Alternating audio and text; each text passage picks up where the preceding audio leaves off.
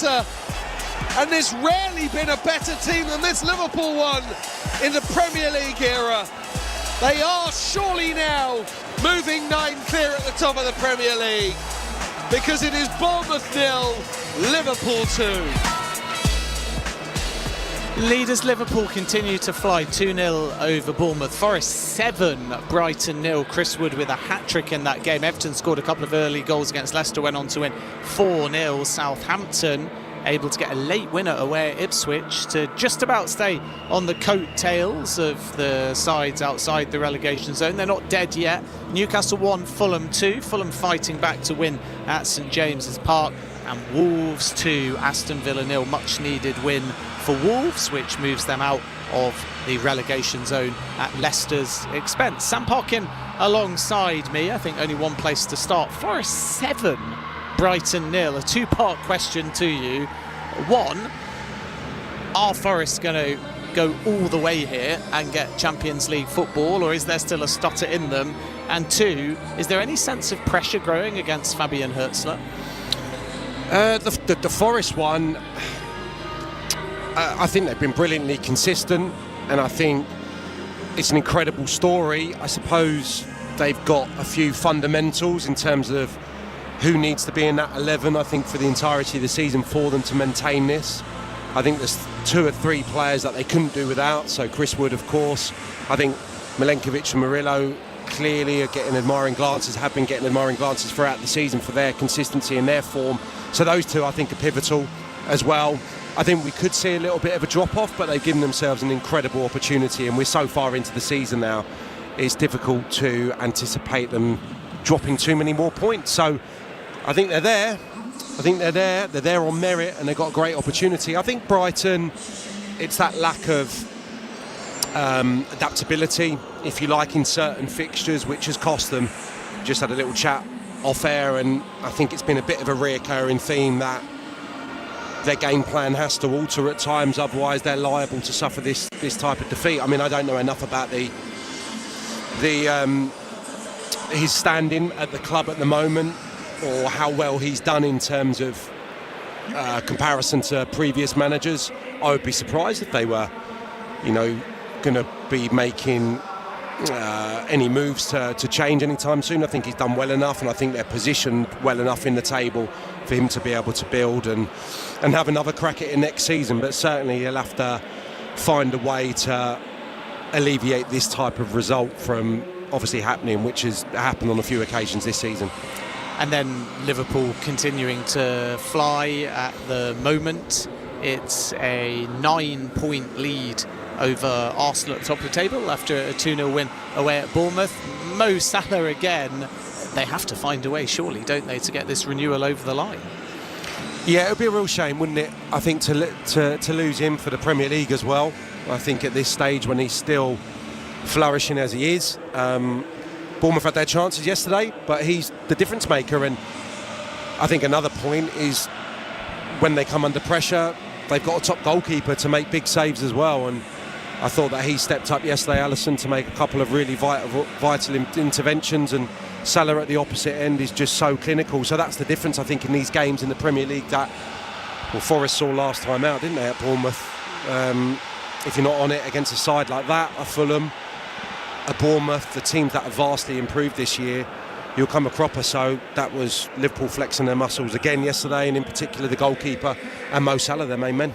And a word on Everton as well. A little bit like Crystal Palace a few weeks ago. They found a run of points and form, which is no real surprise, is it, when you consider the experience of somebody like David Moyes. But a really important win for them. 4-0 over Leicester City yesterday. They scored early. Leicester very poor at the moment, despite that away win at Tottenham last weekend. And it looks like Everton are going to be safe. I say looks because mathematically they're not, but 26 points now, and I don't know about you, Sam, but I'll be quite surprised if 31, 32 isn't good enough for safety this season. So they maybe only need 2 wins now, and they probably secure their place heading into next season in that new stadium. Yeah, it's difficult to make a case really for any of the promoted sides this morning. I think in the last few weeks you would strongly fancy Ipswich to make a real fist of it. but that's a devastating defeat for them yesterday, obviously, against Southampton. And with Wolves capable of what they did yesterday, and Everton, of course, they seem to have found a little bit of momentum. I think Wolves have got too good of players, really. When they're on it, there's some real talent there. I suppose defensively has been an issue for them. That's the likelihood. That's going to be a continuing theme. When you look at all the teams down the bottom, it's hard to envisage Tottenham, when they get their players back, having the problems that they've got currently. But Everton, and it's difficult to see when you're just looking at the team and you're looking at the personnel, exactly what David Moyes has done. But it seems to have just reinvigorated the front players more than anything. I think Doucouré's always come up with big goals for Sean Dyche previously, but he's on it at the moment, and Jai's a real difference maker, real talented boy. And the front players just seem to have been given a little bit more licence, and probably tactically are just given, probably less defensive defensive jobs to do in the games, and they flourished. So 3 wins back to back in the Premier League is never to be sniffed at. So yeah, David Moyes and Everton look like any worries of relegation can quickly be banished if they continue in this vein.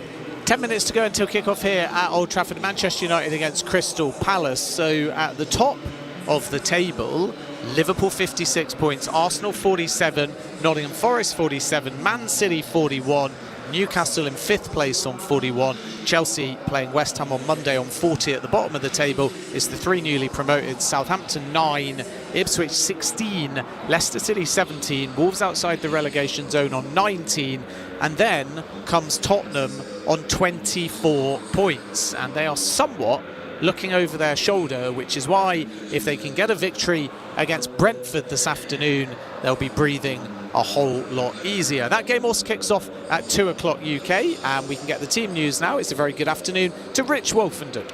2 teams that want to attack, so it could be open at times, and we need to be the best team to, how can you say, control an open game, which is very difficult. Every time I've seen the light at the end of the tunnel, it's usually been an oncoming train.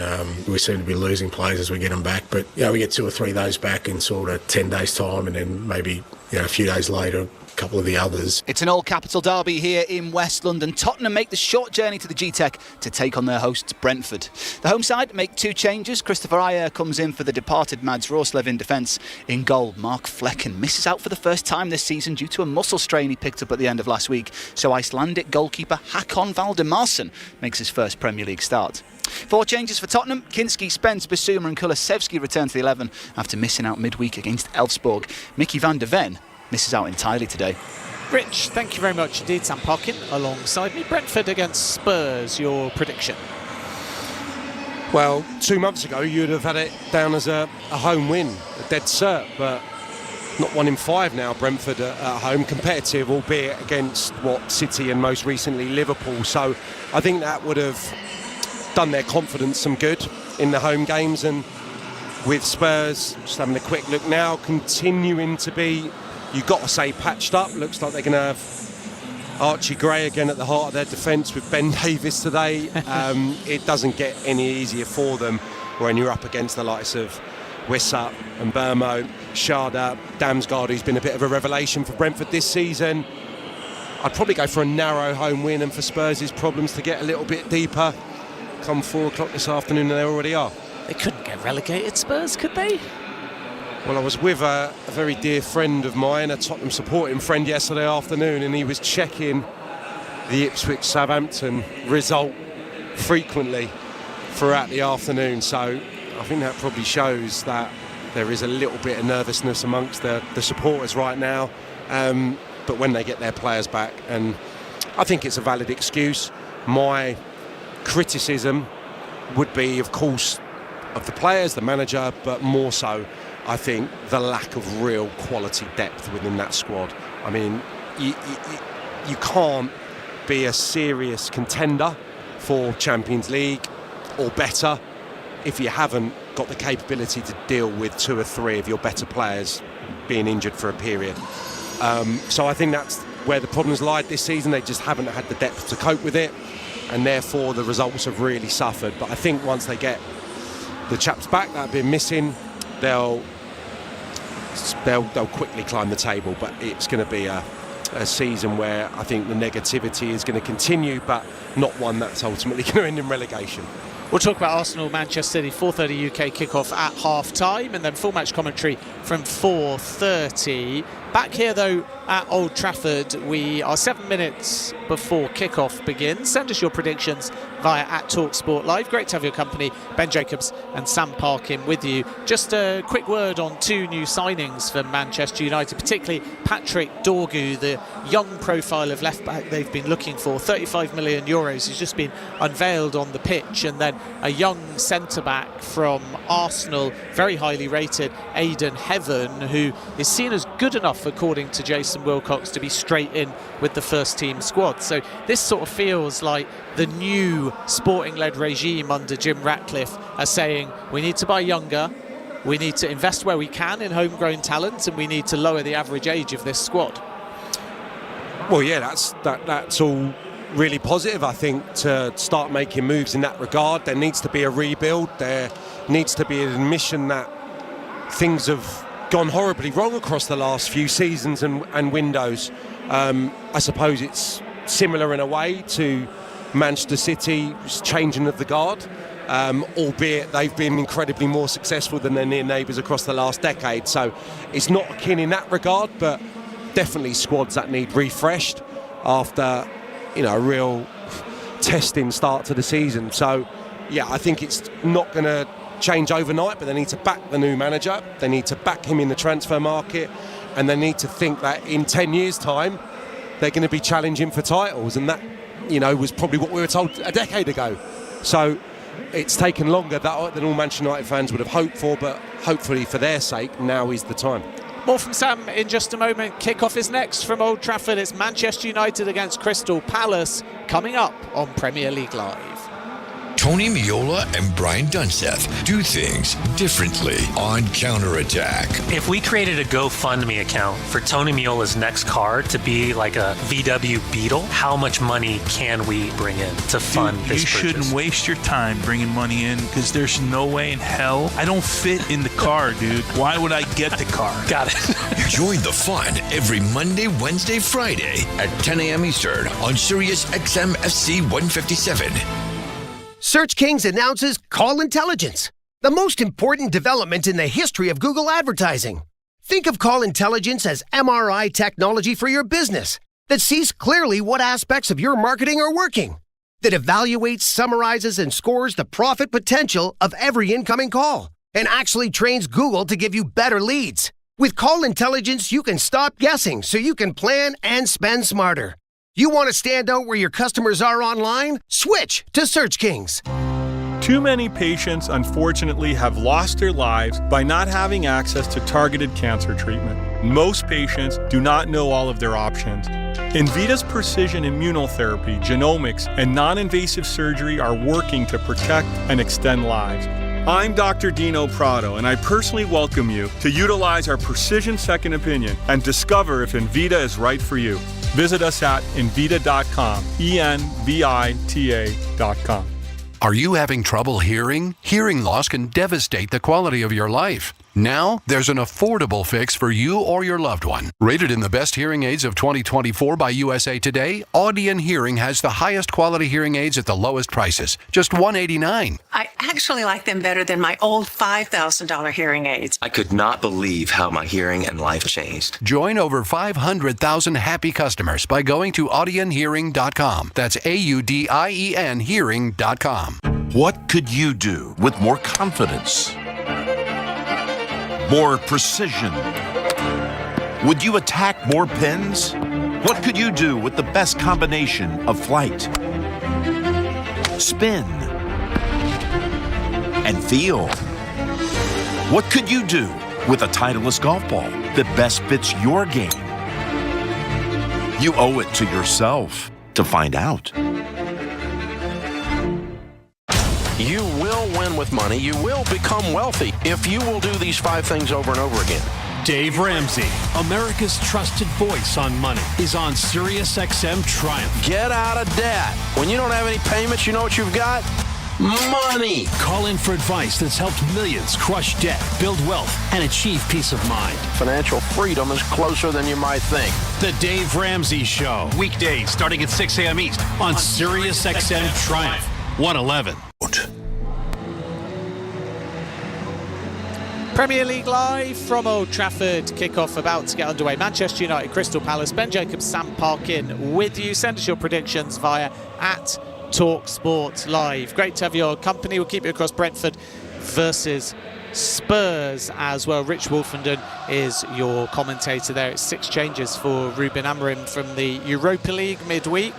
And there is a series of returns and welcome ones as well for Manchester United, but no lead striker because both Joshua Zirkzee, Rasmus Højlund are on the bench. That's a tactical decision. Alejandro Garnacho starts though, and in addition Onana, Maguire, Yoro, Diallo and Ugarte are all back for Manchester United. It'll be interesting to see how they line up. We're working under the impression that Bruno Fernandes leads the line, but we will confirm in due course. Onana, Yoro, Maguire and Martinez, Mazraoui and Diogo Dalot the fullbacks, Ugarte, Menu, Diallo, Garnacho and Bruno Fernandes, with on the bench Bayender and Harrison, the 2 goalkeepers, Lindelof, De Ligt, Højlund, Zirkzee, Eriksen, Casemiro and Collier. As for Crystal Palace, Eberechi Eze is fit enough to take his place on the bench, which is welcome as far as the visitors are concerned.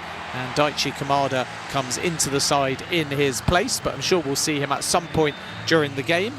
And Crystal Palace are hoping to continue a relatively good record of late against Manchester United. More on that in just a moment. Henson in goal, Richards, Lacroix and Gay, Munoz, Hughes, Lerma and Mitchell, Sarr, Kamada and Mateta. And on the bench, Turner the goalkeeper, Nketiah, Eze, Schlupp, Klein, Wharton, Eze, Devaney and Kafora. So we're about to get underway here. Palace all in yellow, Manchester United are in red and white. In the build-up to the game, there were wreaths brought out to mark and honour the Munich air disaster. February the 6th is the anniversary. This is the closest home game to it. So Ruben Amorim came out with a wreath so everyone at Manchester United could pay their respects to the victims. And now we are underway. Referee John Brooks, 4th official Ben Toner, VAR Craig Pawson. Palace kicking from right to left, 30 seconds gone. Sam Parkin alongside me. What can we expect? I think that Palace are really confident away from home. I expect them to try and get after Manchester United in their own defensive third, Manchester United, as they are here. Diallo taking a little bit of a risk, but yeah, I expect them to be high pressing, aggressive from the outset, try and get this place nervous. And United looks like Mainoo's going to be the one dropping in from a centre-forward position, supported by Diallo and Garnacho. So Fernandes in the deeper midfield position. Dalot against Gay on the left-hand side. He's dispossessed though, and then a cheap free kick as down on the deck goes Daniel Munoz. And it will be Crystal Palace ball deep inside their own half. Relatively chilly conditions out there, but the sun is quite strong, and Ruben Amorim is wearing a black puffer coat. 1 minute 30 seconds gone. Manchester United 0, Crystal Palace 0 on Premier League Live. At TalkSport Live if you'd like a shout out. 0-0 in the game as well between Brentford and Tottenham Hotspur. I'll run through the teams again in case you miss them when we get a break in play a little bit later. And don't forget, we've got a huge game towards the top of the table. Arsenal against Manchester City. City, who have been busy in this window, and that may well continue into the final 24 hours or so. Crystal Palace have the ball on the far right hand side, having taken the free kick. It's worked up towards Ismaila Sarr, who's been bright in the last few games, and he wins another throw in with 2 minutes gone. Manchester United in a slightly unfamiliar 3-4-3. The formation is Ruben Amorim's go-to, but as Sam alluded to, with no recognised striker, it's Kobbie Mainoo at the moment that's playing in the most advanced position, as Lenny Yoro leaves the ball to Onana, who was under a bit of pressure from Kamada. Manchester United a little bit nervy at the back early on. Yeah, expect, Palace to be on the front foot and try and make Manchester United nervous. Only the one win in the previous 5 home games for United, so obviously that will be on their mind. They'll want to start well and get a goal, and it's interesting that Ruben Amorim has decided to go this way today. Given that he's got Højlund and Xerxes obviously waiting in the wings, but I just think up against a really dependable Palace back three, this could cause them problems today. And yeah, it's difficult sometimes for aggressive centre-halves, no one playing right up against them. Mainoo's a terrifically talented, clever footballer, technically very adept. I think this could be problematic, and obviously brings the game an extra strand, and really looking forward to seeing how it plays out from a Manchester United attacking perspective. Bruno Fernandes has given away a cheap free kick in the centre of the park, so Crystal Palace ball once again. Manchester United haven't got going so far. Game yet to really find too much of a pattern. Palace have the ball at the back with Mark Guéhi. Infield it goes, and Jefferson Lerma gets a touch. Only player pressing at the moment is Kobbie Mainoo. Garnacho trying to get his foot on the ball, hasn't had a touch yet. Palace working it patiently at the back, and they'll win another throw-in, this time off Garnacho on the far right-hand side. It's taken quickly and backwards, and all the way back, in fact, it goes to Dean Henderson up against his former club. Why do you think Amorim has decided to play without a recognised striker? Is it because he's almost sending a message saying go and get Matthias Tell, or is this part of a new trial where he might think the solution is not Højlund or Xerxes? It's a good question, and I'm not entirely sure that there's probably a definitive answer. It's probably a combination of factors. One, Højlund struggling for goals. Xerxes likewise, although there's been the odd moment, hasn't there, in the Manchester United shirt for him. I think I said just before kick-off when we were building up, he's got the players that have shown a little bit more in the lineup today. He's got the players, Mainoo, influential in midweek. Fernandes always influential, you would think, when United are on song. Garnacho and Diallo have shown this season at times they're very, very good young players, so it's probably more so to do with the form. Mazraoui finds Kobbie Mainoo, cuts it back. Garnacho took a swing at it, and that is a really important challenge coming in from Chris Richards, who's been excellent for Crystal Palace this season. Manchester United switched the play to the right-hand side. Mazraoui with an incisive pass. Mainoo dragged himself a bit wide, but then realised when he was at the byline there was a cut back. Garnacho got the shot away. Richards with the excellent block. Manchester United corner. Yeah, nice combination.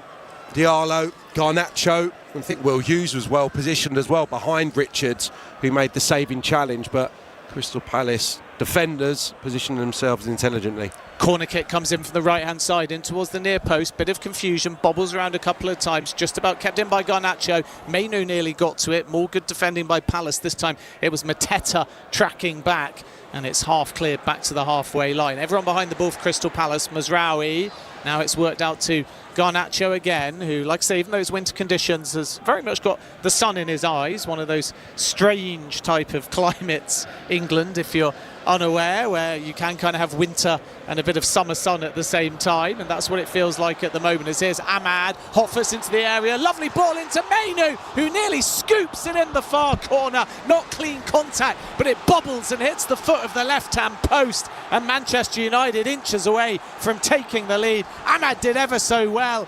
Mainoo found space, but he just couldn't quite make clean contact. He improvised, and it's back off the post.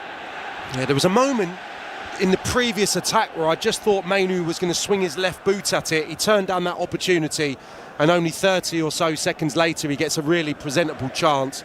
Ahmad, as you say, in the pocket, doing exactly what he's in the team to do, driving at Crystal Palace's back line, plays in Mainoo, and I think it's a really important touch off a Palace player just to deflect it towards the outside, well, against the outside of the post rather than the inside. So an early let-off for the visitors, and they should be optimistic, the United fans, that this could be a good afternoon for them. Yeah, may have taken a little nick. I still think that Mainoo would have liked to make cleaner contact, and it stays at 0-0, but Manchester United getting going. And actually, for all this talk of no Xerxes, no Højlund, Ahmad and Mainoo there linking up really well, and even Garnacho starting to get in the game on the far left-hand side a bit. Yeah, I didn't have a chance to say that because of the attack, but to continue what we were talking about, I think you're basically accepting, if you play Højlund or Xerxes, that they're going to be in a physical battle with those three Palace centre-halves, and they've been very good, I think, structurally, despite obviously losing Chalobah. So you take that out of the equation today, playing these more diminutive players off the front line where they can cause them problems by coming deep into pockets. Ahmad helps it on. Mainu finds Garnacho, who's filtered over to the right-hand side. Then Manchester United switch it to the left. It's half given away. Maguire, though, will pick it back up. And now Lisandro Martinez can take stock. Nobody inside the Manchester United half for Crystal Palace. Mateta quite static at the moment, is part of their game plan. But by not pressing, it means Martinez has had about 10 seconds on the ball here. Goes back to Maguire, the former Leicester man. An ex-Manchester United captain as well. Bruno Fernandes still has the armband under Ruben Amorim. I suppose no real surprise. Portuguese manager, Portuguese player, and you're not going to replace the incumbent captain. Backwards it goes to Onana in his violet goalkeeper's jersey. Martinez now again looking for options. Palace happy to sit deep.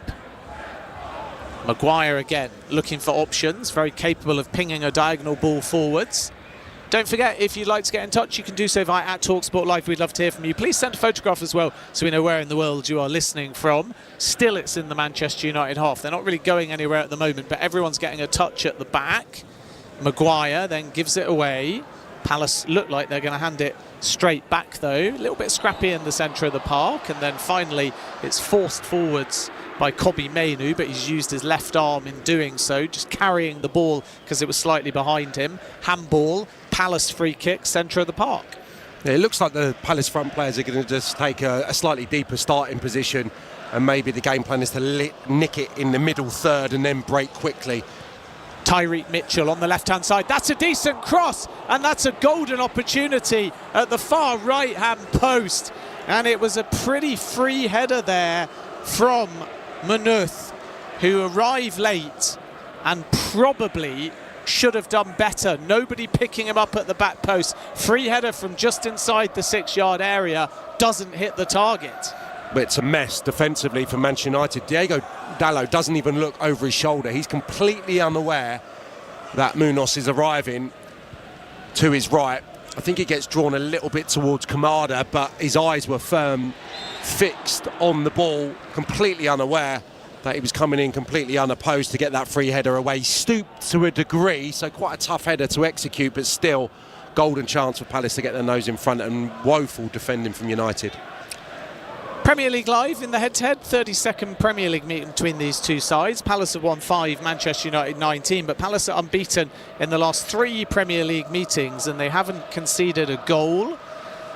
Meanwhile, going further back, Manchester United have won only 1 of the last 6 Premier League meetings, and all of Crystal Palace's 5 Premier League wins have come in the last 11 meetings, whereas Manchester United were unbeaten in the first 20 Premier League meetings. We just got a look a moment ago at that Kobbie Mainoo chance. What did you make of it? Was it on the player to do better, or was the deflection key to preventing the opener? Didn't catch the strike, did he? It actually probably turned it into a better effort. I don't think he got any kind of power on his strike. Mishit it, and the deflection off Lacroix very nearly took it into the far corner of the net. So huge let-off for Palace, because Mainoo potentially should have beaten Henderson with a better strike. 0-0 here then, and Crystal Palace have had their first meaningful opportunity of the game through Munoz at the back post, free header, couldn't hit the target. Manchester United have had 76% of the ball and 3 attempts on goal. They've hit the post. Kobbie Mainoo has been lively so far, but it remains at 0-0. Meanwhile, 0-0 in the game as well between Brentford and Tottenham, as the referee here, John Brooks, just has to stoop so he's not in the way of Jefferson Lerma. And finally, Palace work it out to the right-hand side, but it'll be a Manchester United throw-in because the ball's not kept in. It's taken quickly. I'll run through the teams for you again when we get another break in play. Don't forget as well, we've got that late game between Manchester City and Arsenal to come. Deadline day tomorrow as well. There's a feeling Palace might be quite busy. Some links with Ben Chilwell. Meanwhile, Manchester United might try and make a bid for Matthias Tell at Bayern Munich. Here's Bruno Fernandes, spreads it out to Garnacho, who's in plenty of space on the left-hand side. Up against Richards, hot foots into the area, cuts it back to Bruno Fernandes. There was maybe half chance to take a shot, but he delays. Finds Garnacho again. He's inside the area, well policed by Richards. Bruno Fernandes being pushed wide. That's a neat ball back into Garnacho, intricate by Manchester United. Garnacho does a sort of no-look cross through the 6-yard area, and it was into a dangerous area, albeit not with that much pace, and Tyreek Mitchell rightly taking no chances and putting it behind. Brilliant ball. 2 brilliant balls. One from Fernandez through 4 yellow Crystal Palace shirts into the feet of Garnacho, and he puts a brilliant ball across the 6-yard box if there was a centre forward. All the players drop deep looking for the ball to feet, no red shirt in the vicinity. Mazraoui was the closest. Mitchell taking no chances. Manchester United corner near right hand side, and it comes by Mainu, pinged towards the near post. Well defended again. It was the Crystal Palace captain Gueye that gets it half clear. Ahmad now twisting and turning on the edge of the area. That's a decent ball in. Lenny Yoro nearly with a glancing header. I think rather than hitting his head, it hit the back of the dreadlocks. Manchester United are claiming that it's a corner, and Lenny Yoro realises that any kind of cleaner contact on that, and it's probably 1-0 to Manchester United. That's really poor, because it's a brilliant opportunity. He's there, he's up, he's completely unmarked, and he just mistimes it. He just misses the ball completely. It wasn't too high, it wasn't away from him, had to get his head on it, and you would like to think that that would have forced Henderson into a save. So early opportunity stacking up for United.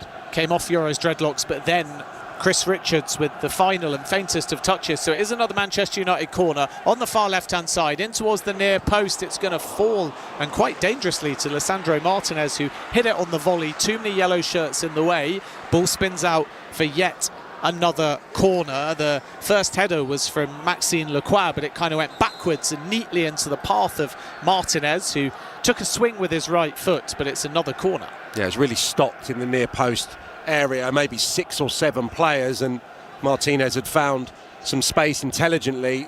If it wasn't for the quick reactions of Mitchell, that could have been the opening goal, but he defended it really well, getting tight to Martinez and making the block.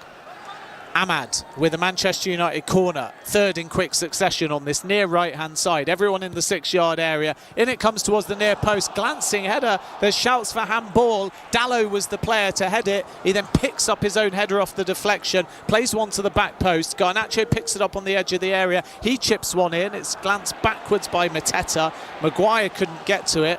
Now it's Dalot again. Palace defending, but it's a little bit wild at the moment. Now the ball is slowed down by Manchester United, and Lisandro Martinez. Garnacho just inside the area. Hotfoot gets to the byline. Cross comes in first time, and once again it's put out of play by Crystal Palace, and Manchester United are knocking on the door. They're getting about a corner a minute at the moment. Yeah, sustained pressure, and the previous corner from the opposite side, Dalot completely unmarked. If he had got a little bit more elevation on the header, I'm sure that United would have been in business for a chance around the far post. And there again, man over, Garnacho teasing, Richards getting a good ball in. Corner, far left-hand side, loop towards the back post. Maguire wins the first header, it bounces once, and Mateta's going to be able to carry it away. He's done ever so well. He's shrugged off about 4 players. He's still going. Mateta with an incredible run right to the edge of the area, and then unselfishly he tried to lay it off to Manuth when he probably could have gone a little bit further and got a shot away. Given away by Manchester United. Back to Mateta, chipped in. Sarr gets a header. It was slightly too high for him. It will now fall to Mitchell. Manchester United a bit ragged, but Crystal Palace slow things down all the way back to Lacroix, who tries a long-range effort, palmed away by Onana. Mitchell picks up the rebound. His cross intended for Manuth doesn't reach him, and then finally, in a wild passage of play, Lacroix takes a spin at a volley and slices it well wide. Yeah, all just came from a brilliant bit of play from Mateta. That's that improvement that I talked of early part of today's show. Running the full length of the pitch, brilliant quick feet, going beyond people, and then ultimately the chance is Lacroix's from distance, 25 yards or so. You'd expect Onana to save it, but yeah, a threatening, very threatening Crystal Palace counter-attack, all about Mateta. I mean, he just shrugged off 3 Manchester United players and then was able to gain about 15 yards. Yeah, there was a bit of skill as well in the recent game at West Ham that drew, I think, the first yellow card for the West Ham player that ultimately saw red. So his touch is improving no end under Glasner. Obviously his goal scoring has been incredible since the change of manager, and he has become the main man really, with Eza having a slightly indifferent start to this season in contrast to what he has been previously for Crystal Palace. So yeah, major reason for Palace's improvement so far this campaign. Given away backwards by Manchester United. Mateta wins it. He lays it off to Mitchell inside the area. Drilled cross shot comes in. Lenny Yoro with a good positional sense to just stand his ground and make the block and keep his legs shut as well, because if that goes past Yoro, there could have been trouble for Manchester United. Yeah, really bright again. Mateta just getting a toe to the ball, and Richards in a Mitchell, in a similar position to which he was a few moments ago. Just tried to play square. Manchester United able to recover, but a good spell now for the visitors. They've upped their tempo. Yeah, Crystal Palace with 18 minutes gone are certainly sensing that Manchester United are a bit frail at the back. Throw-in comes in here for Palace from Lerma, bobbles around inside the area. Manchester United don't clear it convincingly. Richards is trying to get to the ball, didn't really come down for anyone, and eventually it's hacked away by United all the way back to Manuth, who fires one towards the edge of the area. First Maguire won the header, got good distance on it, and then from there it went all the way back into central midfield. Will Hughes got his head to it as well. Haven't really seen that much of the bleach blonde midfielder Will Hughes, but he tends to be important for Crystal Palace. He got a touch with his head there, and now finally the ball settles at the back with Palace. Kind of thought before this game took place that sort of Hughes, maybe Agate battle would prove quite important, but neither of them in the centre have managed to get their foot on the ball. Yeah, I think both will probably be preoccupied by either side's kind of number 10s. I think Agate's job, it looks like, will be more Sarr, who, if he can get 10 yards of space behind the advanced Manchester United midfielders, it can be a real problem, I think, when he gets moving. So Agate, I think, is going to have to keep an eye on him in particular, just to stop him when he gets into full flow. He can be devastating, and I think he's proven already to be a fine capture for Crystal Palace. Him and Eze, different skill sets. Eze more guile, more craft, more skillful, I would say, but Sarr, incredible athlete, real goal threat, scintillating pace. They should be a good combination in time, with Mateta, of course. Hello to Sam, who is hoping Palace thrash Manchester United. He's listening in Canada from a place called Owen Sound. Sounds more like a hardware shop, doesn't it? And there is a wee bit of snow, he says. Thanks for the photos. At TalkSport Live if you would like a shout out. Certainly a bit warmer here at Old Trafford, midway through the first half on Premier League Live. Great to have your company. Ben Jacobs and Sam Parkin. Here's Hughes. Plays a nice little diagonal ball to Ismaila Sarr, who runs positively and feeds it to Kamada. Oh, and he probably could have steadied himself. He'll find Mitchell anyway, who whips in a cross shot to the back post, and that just needed the faintest of touches, and Palace would have been ahead. It was a golden opportunity, but it was the first chance really for Kamada, when it sort of felt like he let the ball slip under his foot, when had he not done so, he probably could have got a shot away. May have just been a fraction offside, fed by Sarr. It's a glorious chance, and you're bang on. Kamada's touch is really poor in such a promising position. Mitchell's effort subsequently is missing the far post. Sarr nearly turns it into a good ball by reacting quickly, getting his head to the ball, but unable to find the far corner. It's a massive let-off. That said, I think probably the technology would have come to Manchester United's aid there. Yeah, it did look like there would have been an offside. But Palace's balls into the box at the moment are causing Manchester United a little bit of chaos and confusion. And after that sort of bright start, that link up with Ahmad and Mainu, the Manchester United front line, I think Palace have sort of figured it out a little bit now. Yeah, they're in control, in command, certainly have been the last 5 minutes. Mateta's run probably was the catalyst for that when they defended that series of dead balls and corner kicks. So they've weathered a little bit of a United storm, and they've created a few chances themselves. I'm just thinking about that.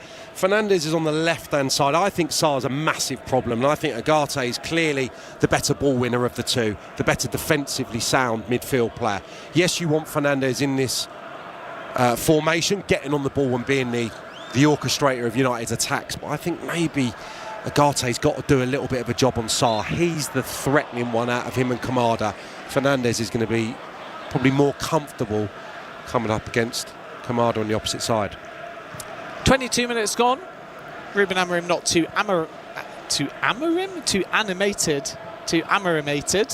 I think that's the goalkeeping coach we're probably getting a shot of on the monitors, who was referred to in a recent press conference, Q, a lot of our colleagues taking it out of context and suggesting that the 58-year-old man, or however he I think is, he's about 65. 65, Jorge Vital is his name. Could have got a game in front of Marcus Rashford.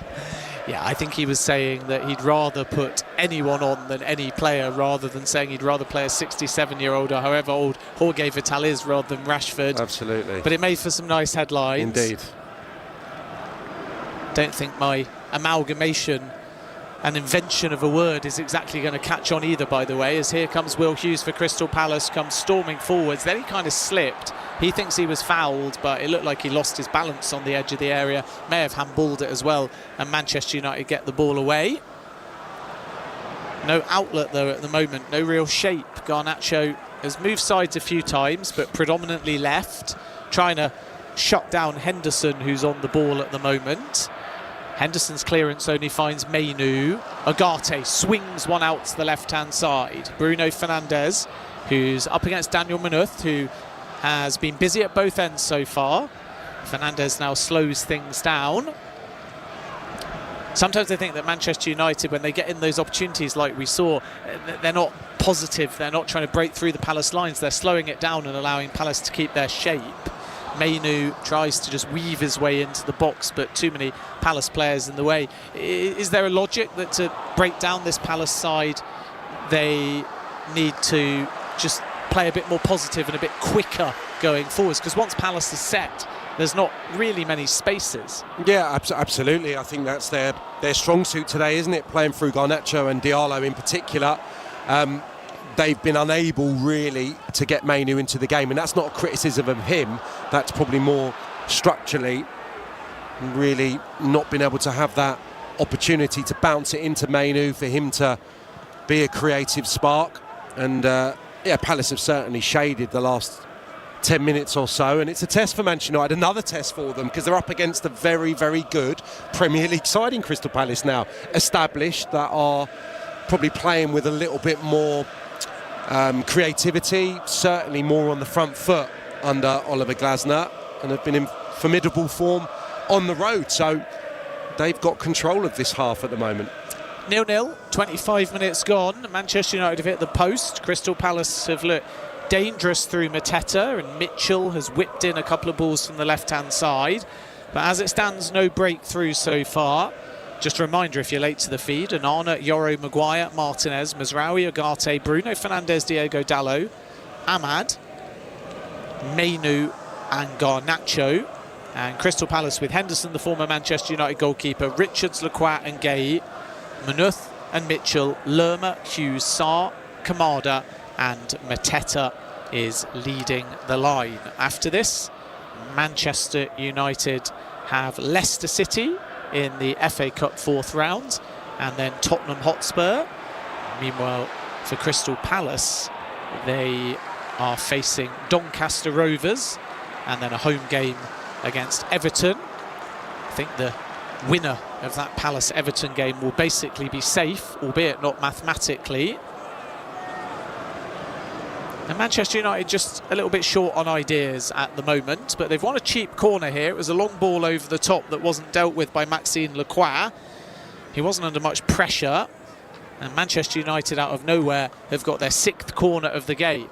Harry Maguire is forwards. Mainu is standing right in front of the goalkeeper, whipped in from the far left-hand side. Maguire can't win the first header, and then, well, Will Hughes just nonchalantly brought that down on the left shoulder and then tried to ping a diagonal ball to Kamada. Garnacho is there, though, with the interception. Yeah, he did really well. Garnacho switched on. It's a good battle between Maguire and Gay from the dead balls. They're trying to land it on Maguire's head. Far post, he's peeling into that area of the 18-yard box, but Gay equal to it. That last corner and clearing Palace's lines. What's your gut feeling with Garnacho? Surely you play in a game like this, the window's tomorrow. Is that Manchester United saying, it's over, we're not going to sell him? Difficult, isn't it? There's different bargaining techniques as he goes on here. Yeah, Garnacho trying to cut in from the left-hand side, ran into trouble in the form of Richards as well. Really impressed by Richards, not just in this opening half an hour, but throughout the season too. And now Palace have it down the right-hand side. Is Melasar, who's got a run on Lisandro Martinez. Cross was poor, too close to Onana. Yeah, a little reluctant to go beyond Martinez. You knew that was going to be a mismatch once he opened his legs. I think he's possibly just blowing somewhat, just trying to fill the lungs up. Ball maybe found him in transition at the wrong time there, because normally he would take the opportunity to breeze beyond the Manchester United centre-half there and hopefully, from a Palace perspective, deliver some quality, but that eluded him on that occasion. Poor delivery. 0-0 here. There's been a goal in the game between Brentford and Spurs. We will be there very shortly. VAR will be taking a check on that goal, but once confirmed, we will be over to Rich Wolfenden. It's come from a corner. I won't give the drama away just yet. We'll make you wait, and then we'll go over to Rich Wolfenden, but there's just a check on whether there's potentially a foul on the goalkeeper. So once confirmed, we'll hear whether it's Brentford or Spurs that are ahead in that game. 28 and a half minutes gone here, and Crystal Palace relatively comfortable at the moment. Mitchell down the left-hand side has played that off Agate and has won his side a throw-in. Manchester United with Aidan Heaven, the young centre-back from Arsenal, and Patrick Dorgu from Lecce, both in the stands here. Dorgu has signed for €30 million plus €5 million in add-ons. And as we said earlier, Matthias Tell still could join Manchester United, even though a buy-in stay is possible as well. Palace taking their time with this throw-in. It's been left for Jefferson Lerma, who can hurl one into the box here. Chris Richards is up. It's aimed towards Richards. It's not going to reach him. Manchester United half clear. Manuth picks it out in his yellow boots. Lerma, now Mitchell again on the left-hand side, whips another dangerous ball in. Lenny Yoro dealt with it well. Kamada was standing behind him, got plenty of distance on the clearance. Bit of head tennis going on. Menu brings it down. He's fouled, but there's an advantage played. And now Agate launches one long. Richards is there ahead of Garnacho. It'll fall to Bruno Fernandes. He lays it off back to Garnacho on the left-hand side, up against Richards into the area. Garnacho skips away. Good defending by Manuth to slide down and recover and prevent the corner as well. And so far, Crystal Palace's back line organised, resolute, and Manchester United are struggling down both flanks. Mainu has it. Diagonal ball to Ahmad on the right-hand side. Pokes it to Mainu, who returns it back to Ahmad. He'll swing it out to Garnacho. Manuth comes across again. Garnacho on the edge of the area on the far left-hand side. Backwards it goes to Bruno Fernandes. He whips in a dangerous ball. Didn't quite reach Mazraoui. In the way was Lacroix. Back again to Bruno Fernandes. That's a neat little ball forwards to Dallo, who tried to just help it on and take it to the byline. Again, Manuth is there. His clearance is a bit undercooked, though. And now Garnacho has it on the far left-hand side. Bruno Fernandes slows things down once again. Lisandro Martinez, who's 35 yards from goal, into Kobe Mainu, who gets there first, lays it off to Garnacho. This is all very intricate by Manchester United. They need to find that cutting final ball. Bruno Fernandes switches it more central from the left-hand side.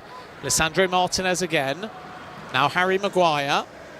Mateta thought about pressing him, but he just holds his position. Martinez caught by Mateta. Manchester United free kick, 40 yards from goal. Yeah, just running out of ideas a little bit. It's all nice and neat and tidy and intricate.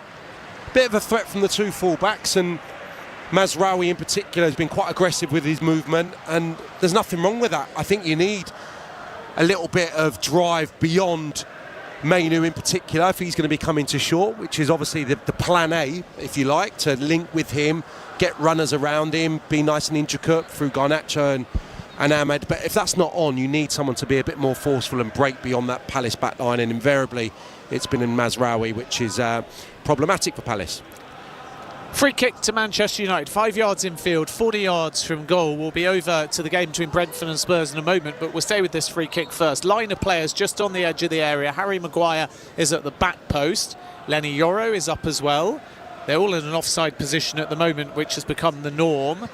Bruno Fernandes chips one into the near post. It just bounced about half a yard in front of Ahmad, too far for him to get to it. It was a nice idea. Everyone at the back post was used as a decoy. It was dinked into the near post, but it's too close to Henderson, and he gathers.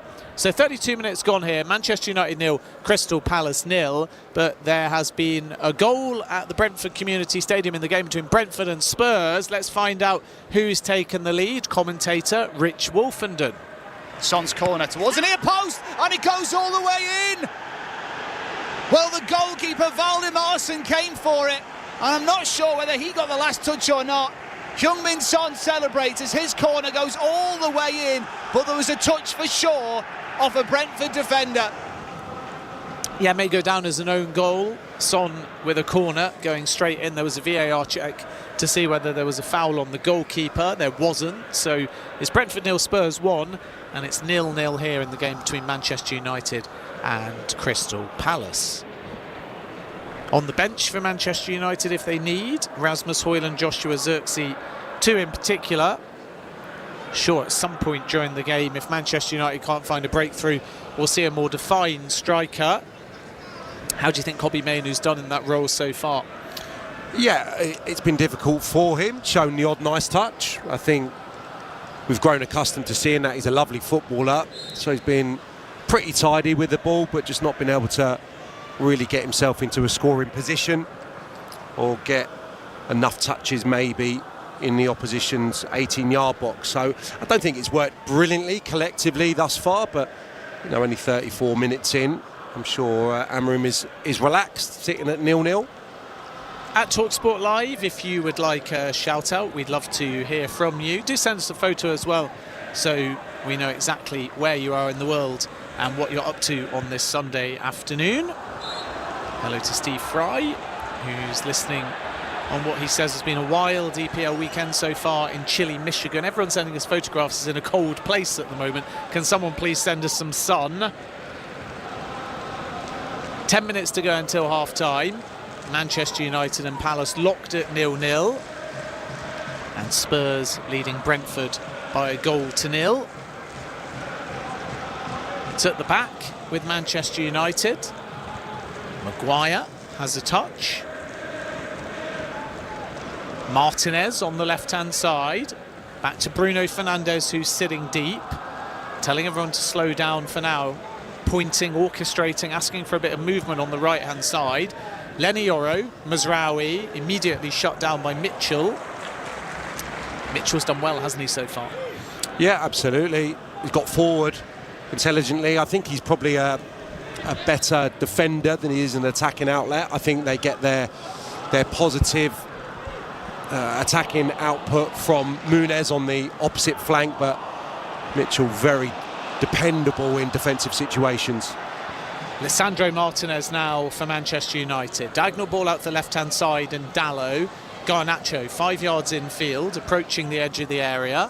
Manuth is policing him. Bruno Fernandes. And now a neat ball by Lisandro Martinez to Garnacho, who checked his run and stayed onside. And then back to Bruno Fernandes, who again put it into quite a dangerous area, but it was 5 yards in front of any Manchester United player.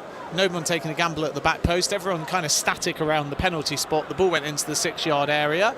Plenty of pace on the ball, but it goes harmlessly out for a goal kick to Crystal Palace. 9 minutes to go until the break. Manchester United 0, Crystal Palace 0 on Premier League Live.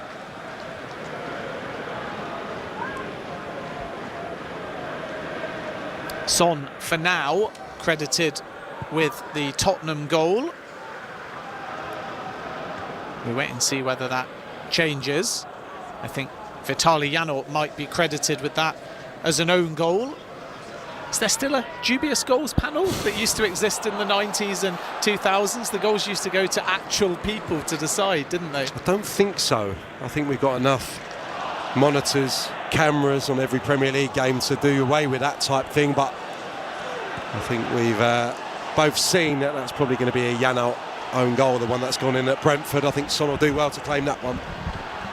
Lisandro Martinez. Decent weighted ball forwards, but Mainoo can't quite get to it. Crystal Palace so far winning the battle inside their own box. Will Hughes kind of air jumps and doesn't make any contact with a loose ball. It bobbles around on that left-hand side. Finally, the last touch is off Dallow, and Crystal Palace will have a throw-in. Game's hit a real lull now, which will suit Palace more than Manchester United. Yeah, I think so. There was a flurry of chances, wasn't there, after about 20 minutes. It's just subsided. And I think when both teams will be confident they can affect things, and both coaches from the substitutes bench. But I think when you've got probably Eze maybe in reserve for that 20 minutes possibly to affect things, that could be pivotal this afternoon for Palace.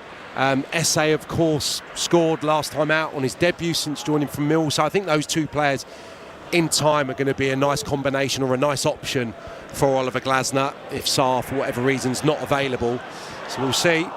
Ball forwards here to Mateta, who's in on the left-hand side. It was threaded through diagonally. Mateta loops it over Onana, and it bounces about half a yard wide of the right-hand post. Oliver Glasner puts his hands in his head. He knows that's a golden opportunity. It was the right execution from Mateta, and he was just about onside as well. It was Lerma's through ball, dinked it over the goalkeeper, but just got his angle slightly wrong. Maybe there was even a touch from the Manchester United goalkeeper, so that should be a Palace corner. Yeah, I mean, it's a brilliant opportunity. It's brilliantly constructed again, and it's an outstanding save from Onana, who celebrated like he was at goal at the opposite end, and so he should, because it's a brilliant fingertip save. Little surprised on his weaker side, Mateta's gone for the sophistication of the little dink towards the far post. I thought he'd probably go round him or just slide it either side, but he went for the subtlety of the chip, and unfortunately it misses by a yard. Big chance. Yeah, when you see it on the replay, and with him being so close, and with you being a striker, of course, I know hindsight's a wonderful thing, but you just feel like put your foot through that and you're going to be able to beat the goalkeeper in the roof of the net at his near post. I thought it was a slot. I thought it was a strong side foot when he goes in. I just always feel, Ben, that that's the hardest skill to execute, and sometimes it's the only thing on. Going back in time here, but Kenny Dalglish, Peter Beardsley, they used to be brilliant at it. When the keeper's drawn out and you're moving at pace, the only finish sometimes is just to stab it, just to dink it. But there, he had every finish, all array of finishes available to him, and that's the hardest one, let me tell you, when you're moving like that, and when the keeper is liable to try and stay quite big.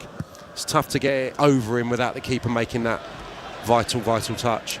It was a corner, by the way, on the far right-hand side. It was taken short and wasted by Crystal Palace. Manchester United won the ball straight back, and now it's Palace that have it at the back, and Mark Gay's got a bit of defending to do because he's put under instant pressure by Ahmad, who did really well there because it looked like a simple enough clearance for Palace, and now instead Ugarte has it. He was asking a lot though, trying to drive through three Palace players. He ran into trouble in the form of Lacroix, but it ricochets back out to the left hand side. Here's Garnacho on the edge of the area. Back to Bruno Fernandes, who drives one to the right-hand side. That's a neat ball to Ahmad inside the area. Faked the shot on his left foot, cross with his right foot, bobbles off Gay. Finally nods it away. Ahmad picks it up again. Backwards he goes to Mazraoui. Now Lenny Yoro, 10 yards infield on the right-hand side. Lisandro Martinez goes backwards.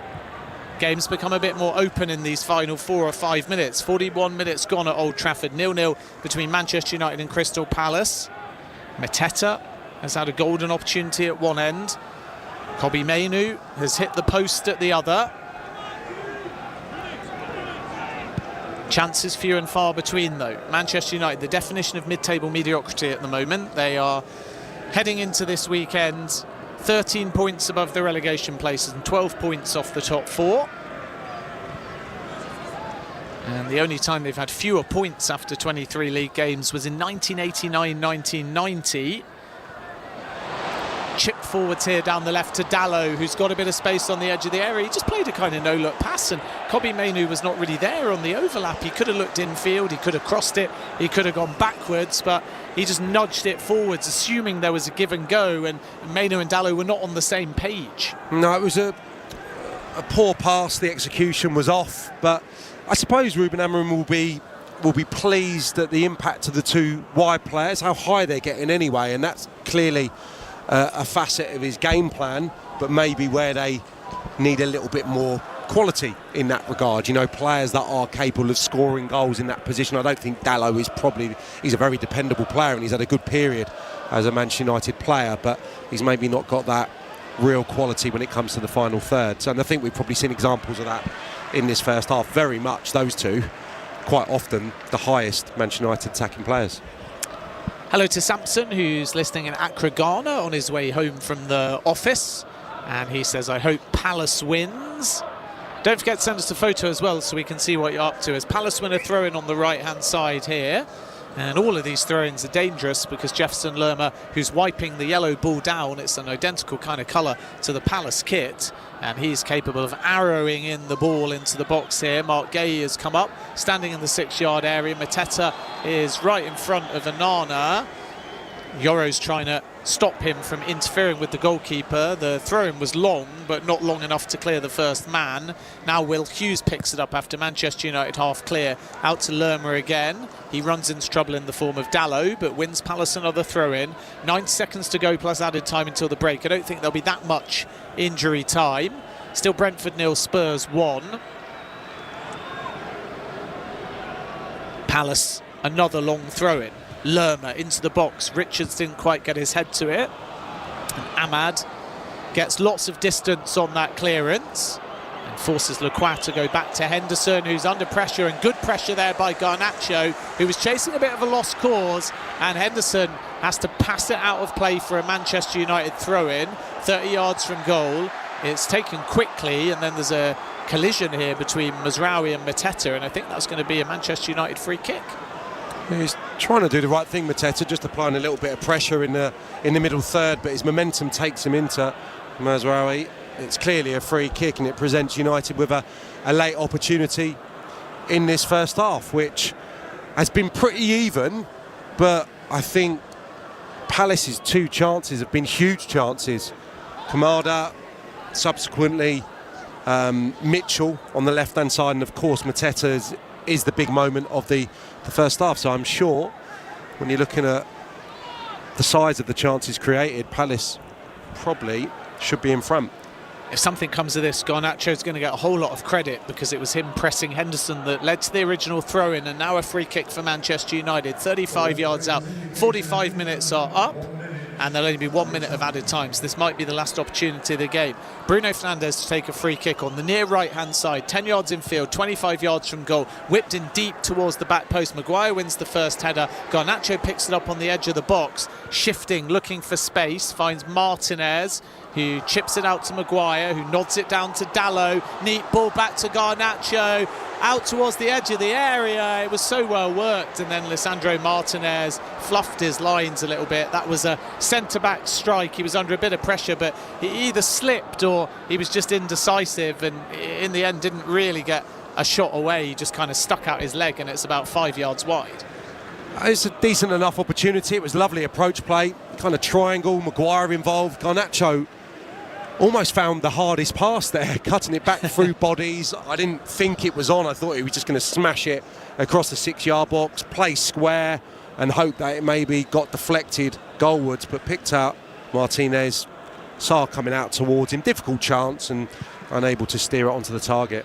And there is the half-time whistle, 0-0 between Manchester United and Crystal Palace. Mateta's had a chance when he tried to dink it over the goalkeeper Andre Onana, and the faintest of touches stopped Palace from scoring. At the other end, Kobbie Mainoo has hit the post. Relatively even Stevens at the break. Sam Parkin, final thoughts? Yeah, I think an even game. I think the big chance, clearly, Crystal Palace is, and they'll be frustrated they're not a goal to the good, because they weathered an early Manchester United storm, grew into the game, and have had that massive opportunity on Onana's goal.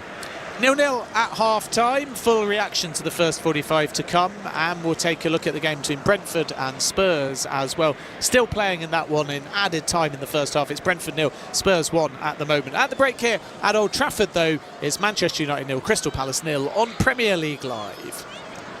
as the nominees arrive for music's biggest night. Goosebumps even thinking about it. Sirius XM's The Grammy Channel brings you live interviews and conversation direct from Crypto.com Arena in Los Angeles. I'm speechless, man. I'm here at the Grammys. With ongoing pre-show coverage leading up to the 67th annual Grammy Awards telecast. If I won, I would freak out. I know that's right. Today, 4 p.m. Eastern, 1 Pacific, on The Grammy Channel, Sirius XM 17, and at home on your phone, computer, Alexa, TV, or other internet-connected devices. Selling your home? On Ready.com, real estate agents will pay you for your listing. Thousands upfront just for the chance to sell your home. Because on Ready, agents compete. They put their money where their mouth is. Well, not really. You don't want agents with wallets in their mouths, but you get the idea. And when agents have money on the line... What's up, soccer fans? Thank you for hanging out with us today for Manchester United against Fulham.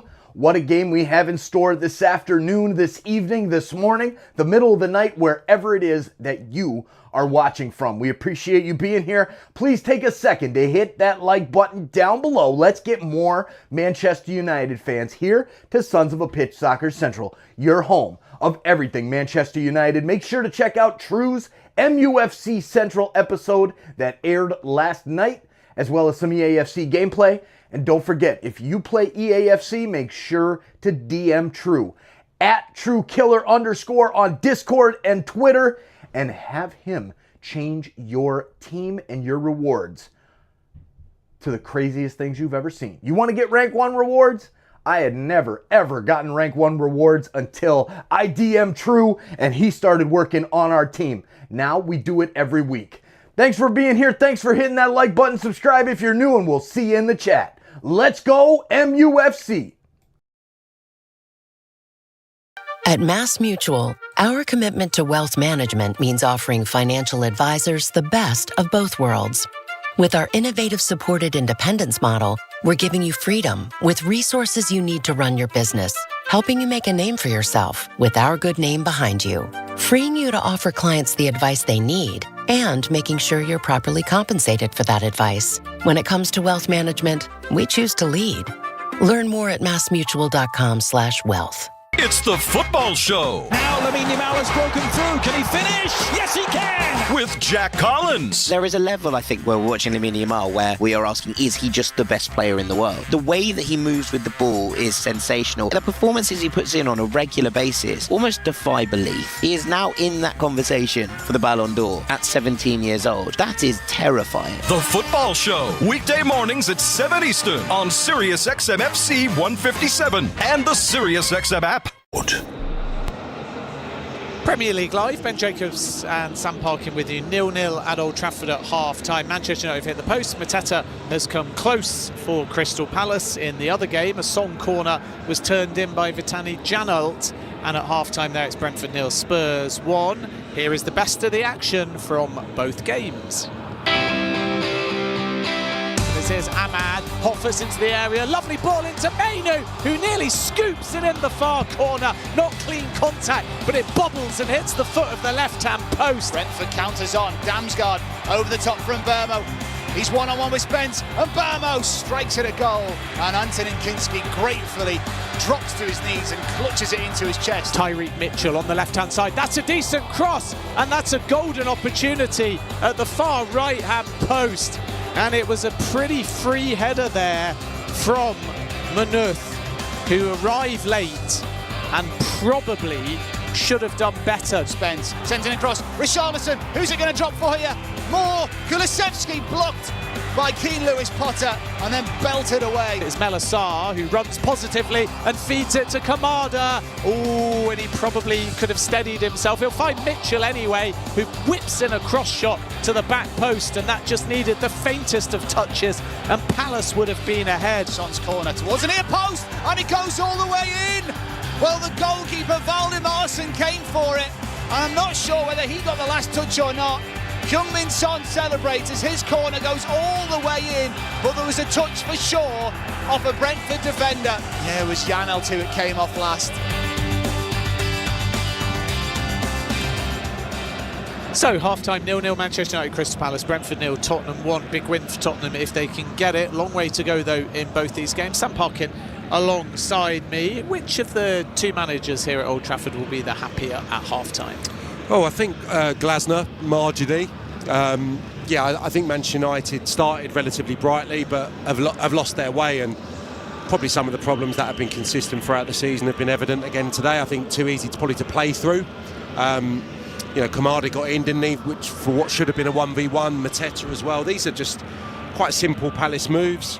Midfield player on the ball, forward movement, and getting in between Manchester United's back line. So, I think a little bit more frustration probably from the United camp, and Palace, after a difficult opening few minutes, have settled down and performed pretty admirably in that first half. So, expecting United to come out and be better, and probably to utilise their bench, and maybe quite quickly, given that they've gone a slightly different way this afternoon, it's maybe not played out as they would have wanted. Yeah, Ruben Amorim's not afraid to make early changes. Do you sense half-time, 60 minutes, he may say, OK, this Mainu leading the line is not working, and does that result in Bruno Fernandes swapping and being the most advanced player, or an early substitution with likely Højlund or Xerxes coming on? I would probably think the former. I think, given that he's got the profile of the player to maybe just reconfigure it, he might opt to do that. Diallo could go down the middle. You could swap Fernandes and Mainu over, like you said. I think if he's opted to go for this style, this setup today, he has to give it a little bit more time. But I would be astonished if, he doesn't probably end the game with maybe an out-and-out centre forward leading the line if they don't get the goal. So I think it changes, doesn't it? The plan evolves as the game goes on. But I'd like to think that if they don't get the goal soon, he'll change it one way or another, and we'll probably see, Højlund or Xerxes at one point playing as the number 9. And the sort of luxury Palace have got is Eberechi as a fitter and able to make the bench, which is a boost. So if this stays 0-0, 60, 65, 70 minutes, Glasner will be thinking, send on Eze, and he'll probably, with fresh legs, win us the game. Yeah, the ideal scenario is that they get a couple of goals to the good and he can stay exactly where he is. The reality is he'll probably have to be utilised, and Glasner will probably want that to be the latter stages, just to give him 10, 15 minutes maybe to be the catalyst to go on and win this game for Crystal Palace. But he's got Esse there as well, the lad that signed from Millwall and obviously scored last time out, so he'll be full of confidence, and sensible not to play him from the off, but I'm sure for 10-15 minutes someone like him come on full of confidence, sprightly, he could be a difference maker as well. Got to be careful now if you're Glasner, and be very clear with your pronunciations in a loud stadium. Indeed. Who are you bringing on? Eze?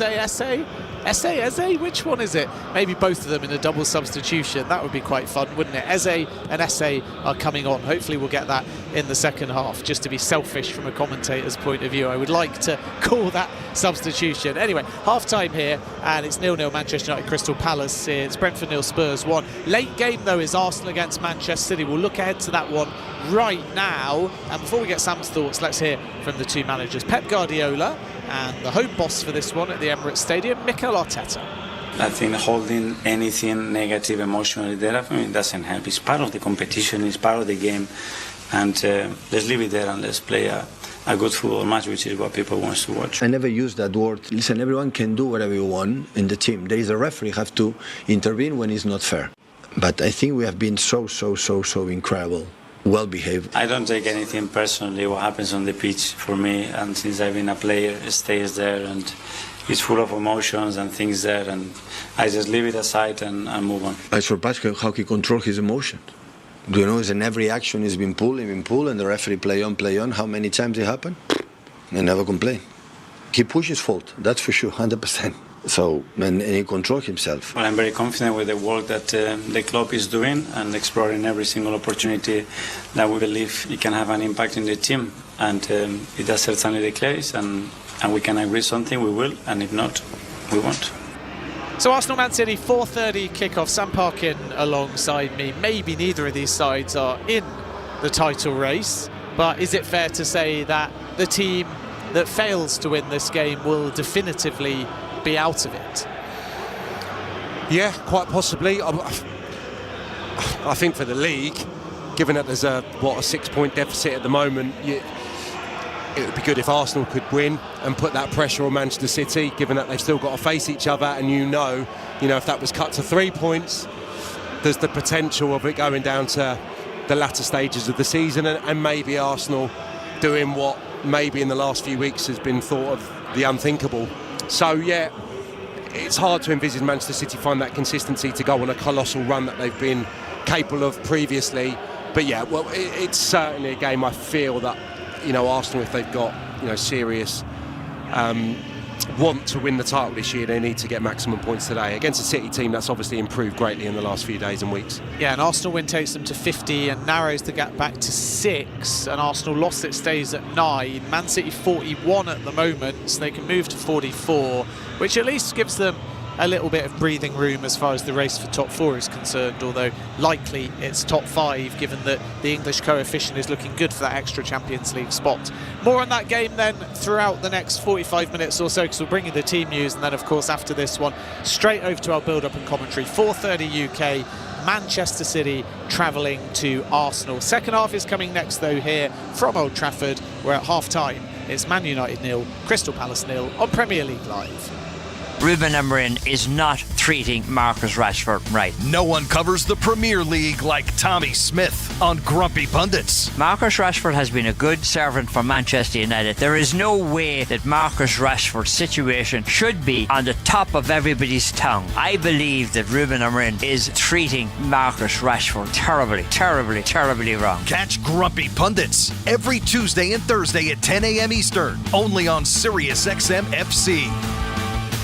Hi, this is professional golfer Mark O'Mara. When it came to building my personal putting green, I called Celebrity Greens, the leader in customized synthetic golf greens. Celebrity Greens designed an amazing backyard green for me and a synthetic lawn area for my dogs that looks and acts just like natural grass. You can't beat Celebrity Greens' attention to detail and exceptional customer service. Learn how to create a championship putting green in your own backyard. Call the pros at Celebrity Greens, 1-888-507-7960, or visit them online at celebritygreens.com. Pat is an independent truck driver, and he owes the IRS a lot of money. It was terrifying. I was going to have to sell my truck. They were going to take everything from us. Optima stepped in and got to work on Pat's case. Optima saved me an unbelievable amount of money. Talk about the relief. Listen to Pat. Don't fight the IRS alone. I would recommend Optima. In fact, I already have. Call now for a free consultation. Call 800-725-9935. 800-725-9935. Optima Tax Relief.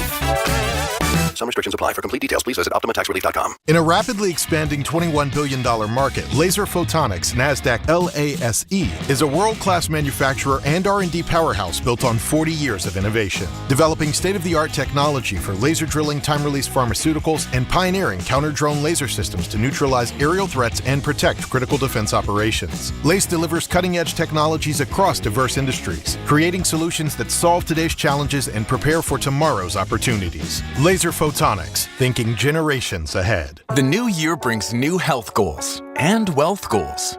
Protecting your identity is an important step.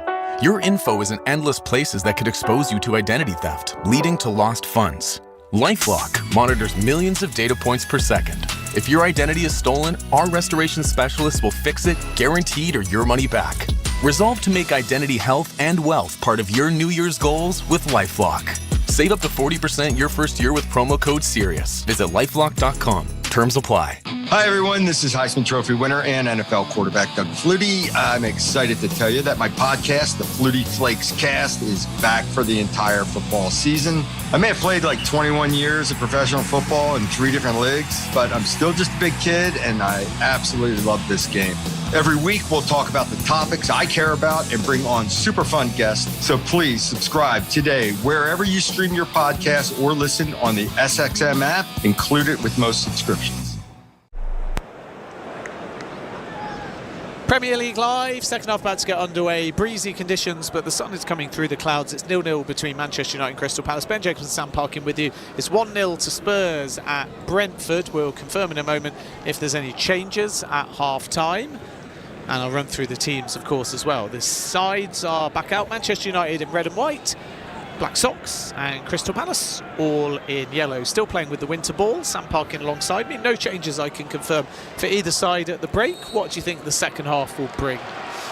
I think Manchester United need to be able to control proceedings a little bit more. They need to make sure that they don't give Palace the opportunities they've had in the first half, the two golden opportunities in the game, really, because Palace will take the next one, I believe. So they won't be as profligate as they have been on those couple of occasions, I'm sure, if they keep creating the chances of the size that they have. So, yeah, and I expect Manchester United, to roll the dice if they don't get the goal or if they don't improve their attacking performance in the next 10-15 minutes. I'd expect maybe the makeup of their team to look slightly different. I'll run through the teams for you when we get a break in play, but here's Garnacho bringing it down the left-hand side. Excellent strength by Chris Richards to stop him hurtling towards the 6-yard area.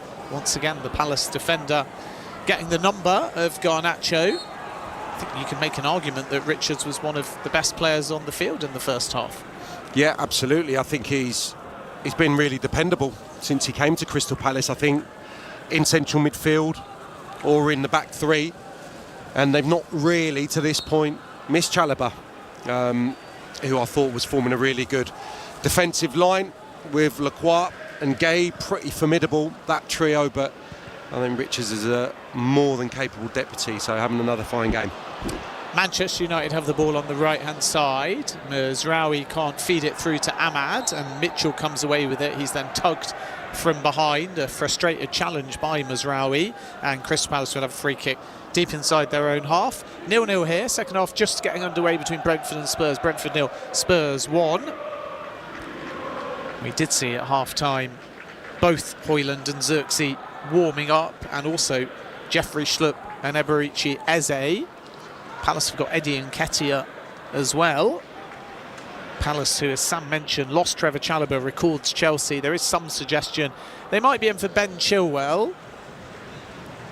And even though they lost Elise to Bayern, and even though they probably need a left centre-back and maybe even a left-back, there's a fair amount of attacking depth on the Palace bench, including the ex-Arsenal striker Eddie Nketiah.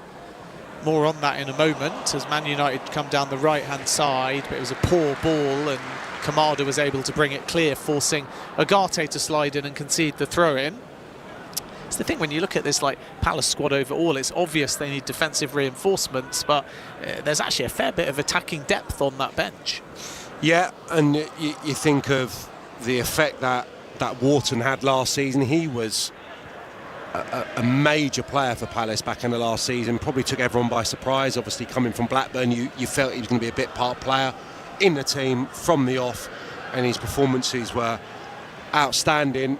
I think França is another one who they've hoped to have had more of an impression so far, so he's one to come back. They're going to be missing Doucouré now, who's been a very good signing for Palace as well. Gives them real stability in the midfield. So they're possibly down in numbers to a degree there. May want to add one or two if it's possible before the end of the window. But, in the main, I think Oliver Glasner now, having had a fair chunk of this season, really showing his quality and has moulded this Palace team into a different animal, really, to what they were under Roy Hodgson, that's for sure. 49 minutes gone, and we're going to see the first yellow card here to Harry Maguire, who is going to be penalised by the referee John Brooks. Mateta, the player, down. It sort of just bounced around the midriff of Mateta, and then he used his strength to move towards the right corner flag. And Maguire first tugged his shirt, and then kind of a flailing arm caught the back of Mateta. Is that the right decision, yellow card? I think so. I think Harry Maguire's suggesting that the touch was so heavy, it was probably taking the ball out of play, or certainly to a position where Mateta wasn't going to be able to get onto it. That's an irrelevance for me. It's a poor challenge. He's late. He's clattered into the Crystal Palace centre forward, and he stopped a attacking opportunity for the Eagles. So, yeah, yellow card. Yellow card, and free kick to Crystal Palace on the near right-hand side, although it's actually pretty central. It's about 35 yards from goal. It probably is within shooting distance, but everyone's lined up for a cross here. This is one off the training field. A one-man Manchester United wall in Alejandro Garnacho. Kamada standing over the ball. Mateta trying to get a run on Lisandro Martinez where he can get a height advantage, and it's played short to Will Hughes from the free kick. Then chipped to Gay, wins the first header. That was really neatly worked. Manchester United a bit static, but Gay's header too close to Onana. Onana, who catches it and bowls it out quickly to Mazraoui, who crosses over the halfway line. Manchester United on the counter-attack, out to the right-hand side, and Ahmad incisive ball to Bruno Fernandes, who whipped in a pass shot first time. Good height though for Dean Henderson, and he's able to palm it away. Yeah, good height, and probably doesn't quite get it towards either corner. It's relatively central. Catched it nicely, plenty of purchase on the strike, but I think Henderson would have been confident as it came towards him that he was going to be able to steer it wide of the upright. But his first shot in anger, really, Bruno Fernandes. Been a lot deeper throughout proceedings so far, but arriving on cue there and getting an effort away. 50 minutes gone, Manchester United corner, near left-hand side. Harry Maguire is up. Palace have defended so far these corners really well. Agate and Dalot at the back of the 6-yard area. Bruno Fernandes to deliver, chipped in towards the middle of the 6-yard area, half cleared by Lacroix, fell to Mazraoui, who tried a shot which takes a couple of deflections. I think the last touch though is off a Manchester United player, and that should be a goal kick to Crystal Palace. Yeah, big chance off the back of that excellent Palace set piece. Beautifully worked, took everyone by surprise. I think the goal was to ultimately free up Gay on the far post, which they did brilliantly. Manchester United switched off, a lesson that you just have to stay tight to your man despite it developing and the chance coming from a kind of second phase. Lovely play between Kamada, Will Hughes. I think he was just slightly on the stretch, Gay. Had players square of him. That was obviously the aim, to just head it back towards a teammate, but Onana was able to come out and claim. But nice and inventive from Crystal Palace, and chances at either end open the exchanges of the second period. Certainly is. No sign of substitutions warming up at the moment. And Manuth will take a Crystal Palace throw-in on this near left-hand side. Onana, Yoro, Maguire, Martinez, Mazraoui, Agate, Bruno Fernandes, Diego Dalot, Ahmad Meno, Garnacho up against Henderson, Richards, Lacroix, Gueye, Manuth, Hughes, Lerma, Mitchell, Sarr, Kamada and Mateta. As here is Alejandro Garnacho on the left-hand side, back to Martinez, and Garnacho received it again but ran into the brick wall that is Chris Richards, who half clears with his left foot, and then I think Hughes is going to be penalised here as Bruno Fernandes clattered into him going for a 50-50 ball. No sign yet of a yellow card, but it will be a Manchester United free kick. Both teams maybe a little guilty of giving the ball away. Yeah, it's a foul. He's not going to be too hurt by that. Just gets there a fraction before. Will Hughes, Bruno Fernandes, seem in good spirits now, having a little exchange as Bruno Fernandes makes his way back to his feet. But yeah, definite free kick, and presents United with an opportunity about, 35 yards from goal. I think if you're Manchester United, you're saying if Maguire got booked before, then why isn't Hughes going into the book now? But you can't ask for it these days without getting booked yourself.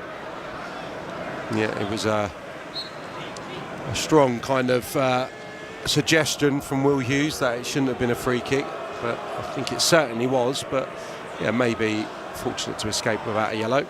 Free kick to Manchester United, as Sam says, about 30-35 yards out. Bruno Fernandes again conducting things, standing over the ball in his red boots, a yellow winter ball. Right hand goes up in the air, central position. Everyone on the edge of the area for now. It's high, it's looping. Maguire wins the first header. Agate, brilliant improvisation. Right foot, he hit that about as perfectly as he could have hoped for. The ball took an age to come down, and Agate almost scissored his body rather than going for any kind of overhead kick or acrobatic thing. He let the ball drop and he hit it perfectly, and it fizzed along the ground, bounced once, and Henderson gets his foot in the way. He saved it with his shins to begin with, and then gathered at the second time of asking, and it stays at 0-0. Yeah, terrific save. Then just ricochet off Sarr, who I think was on his backside by the time it came back off the goalkeeper. But yeah, lovely strike, well controlled, familiar route. Maguire, he's the target for United from the dead balls, heading it down. Now Ahmed comes surging forwards. He thinks he's been tugged down inside the area. It's then looped in towards Mazraoui. It's hit him on the right hand, and it will be a Crystal Palace free kick for handball. Ahmed arguing, though, that he was tugged down inside the area there. VAR will, of course, have a look. It was Maxime Lacroix I mean, there is a left arm. Yeah, there's not much of a pulling motion, though, is there? I don't think there's enough to send him off his feet. I think feels the contact and tries his luck there. So rightly waved away by John Brooks, in my opinion. Would you be asking for that, though, as a striker? I wouldn't be, no. But I've got a few extra inches on Amad Diallo. And, I think the characteristics of my game was that I was supposed to be a hard, tough centre-forward. So I think the referee would have laughed at me going down there. 55 minutes gone, 10 minutes in the second half, therefore. Manchester United 0, Crystal Palace 0, still Brentford 0, Spurs 1. And maybe the first signs of action from the bench starting to take place. Just a reminder, along with Bayindir and Harrison, the goalkeepers, Manchester United have got Lindelof, De Ligt, Højlund, Xerxes, Eriksen, Casemiro and Collier. And Palace have got Turner and Nketiah, Eze, Schlupp, Klein, Wharton, Esse, the new signing, Devaney and Kafora. And Palace have it on the left-hand side, but the pass to Kamada goes straight out of play from Mitchell. Rasmus Højlund is up on his feet, waiting for the opportunity. 57 minutes on the clock. Long ball from right to left. And it's well defended by Gay on the Palace left, the Manchester United right, as Ahmed was nearly in. Nice idea, Martinez with the diagonal ball. Possibly Ahmed was a fraction offside, we'll never know. First touch not great, and Gay recovers. Yeah, I'd more credit the defending there. It's a difficult one to take when you're moving at full pelt. But absolutely, a brilliant pass, and maybe one of the first runs we've seen from Garnacho or Diallo beyond Palace's back line, and it's taken 57 minutes. And it is a corner, which wouldn't necessarily be the case if we had the semi-automatic offsides, because I think Ahmed was offside. Corner is poor, and it's straight at Henderson, who gathers inside his 6-yard area under no real pressure. Henderson will have looked at particularly the first sort of 6 months of Onana when he was under more pressure. He felt like he was promised the number one. I think it was during the pandemic. Didn't get the opportunity. De Gea leaves, and now he's doing very well at Palace. Yeah, I think he's always been really highly regarded and been called into action in this second half, which United have improved. They're in command at the moment, and just as I say that, Palace spring up the other end of the pitch. Yeah, it was a ball forward to Mateta again, who tried to carry the ball with him. It bobbled in front of Maguire, and he ended up hitting it straight against a Palace player. And it's goal kick. But Palace are certainly going to be dangerous here on the counter-attack. So far, though, Manchester United with 74% possession in this second half. Don't forget, if you'd like a shout-out, you can get in contact with us. We'd love to hear from you as ever via TalkSport Live. Ben Jacobs and Sam Parkin with you. Hello to Steve Fry, who says it might be chilly and snow-covered in Michigan, but he's thinking about spring whilst listening to us on Sirius. And he's also got to do some gardening and is listening to the commentary with his dog. Love all the photos, Steve. Thank you for that. As Palace work it forwards to Kamada, Maguire's in the way, and then Ugarte will just help it out to that right-hand side. Mazraoui will chip it into midfield. Little touch by Ahmad. Nice idea, but it takes a bit of an age to come down. Menu kind of brought the ball with him, but eventually it's poked away from him. And Lequat will go all the way back to Henderson. And we've nearly played an hour. That was maybe as aggressive as Palace have been. Kind of without the ball, they all went 3 or 4 of them in a pack, won the ball high. Will Hughes went kind of through the eye of a needle with his intended pass, just cut out as he looked to release a forward runner, and probably a spell that was needed for Palace, because I think they've been second best opening 15 minutes of the second half. Just lost a little bit of rhythm, hence why substitutes starting to limber up on the touchline. Oliver Glasner probably just has to interrupt this early pattern of the second half where United have been the better side. Yeah, I think we'll almost certainly see Eze on the hour mark, and you would think Kamada will go off. Yeah, he's not taking his chance, unfortunately. Kamada been a little bit loose with the ball, and and obviously this was a great opportunity for him to start today. Eberici Eze, who's fit, is now stripped off, so we wait and see if it is Kamada. Kamada's on the ball now. Dreadful pass out to that left-hand side, which was mishit. Manchester United hand it back. Mitchell to Lerma, who's on the edge of the area, and he tries a wild shot when perhaps a cross would have been better. And that should allow a substitution here for Crystal Palace. It is going to be Eberici Eze, who wasn't fit enough to start, but he's going to get half an hour, and it is Kamada to depart. Yeah, disappointed really, given that he had that real presentable opportunity in the first half. Touch let him down, and yeah, just not been able to knit it together in the manner that Oliver Glasner would have wanted from one of his number 10s. Sarr being quiet as well, though, maybe. A couple of runs in the first half, that instinctive header that he had, that just missed the far post. But yeah, need a little bit more influence from the two players off Mateta if they've got serious hopes of taking maximum points here. Eze with 2 Premier League goals and 5 assists so far this season. He scored 11 times last campaign in the Premier League. And he is on, Kamada is off, and with 61 minutes gone, it's Manchester United 0, Crystal Palace 0, still Brentford 0, Spurs 1. And our late game once again is a big one. It's Arsenal against Manchester City, 4:30 UK. That game kicks off. And you can join Kevin Hatchard and Chris Perry for that one. Yeah, he's definitely attracted a little bit of criticism, Eze, maybe for the first time in his Palace career this season. His level's not been as high as the previous campaign, and I don't think there's any doubt that he's missing his mate Elise. I think when you get two players that are so in tune with each other, so many similar characteristics, those two, the kind of language style, the brilliant technical efficiency on the ball, and they clearly love playing with each other. It was a huge asset for Palace last season, almost telepathic at times, I thought, when they were on song. So they've missed him, definitely, and Sarr is a very good player, but he's a different type player who likes to run beyond and towards the opposition's goal rather than, link in and come into feet. So it's a little bit of adaptation going on at Palace, and maybe that's just had a slight knock-on effect with Eze. 0-0, 62 minutes gone, and Crystal Palace have won themselves a throw-in here. Halfway inside the Manchester United half, Manuth was trying to go quick to Will Hughes, but now Hughes checks. And the ball goes long. Mateta glances it on, but Maguire will get there. And again, just go for distance with everyone behind the ball for Manchester United. Gay picks it up. He's being pressed by Ahmad. Works it out to that left-hand side. First touch now for Eze. Backwards he goes. Lacroix. And that will be a free kick, as down on the ground is Ismaila Sarr. Cheap free kick given away by Martinez. Free kick to Crystal Palace, 40 yards from goal, very central. Haven't really mentioned Sarr, have we, much this afternoon?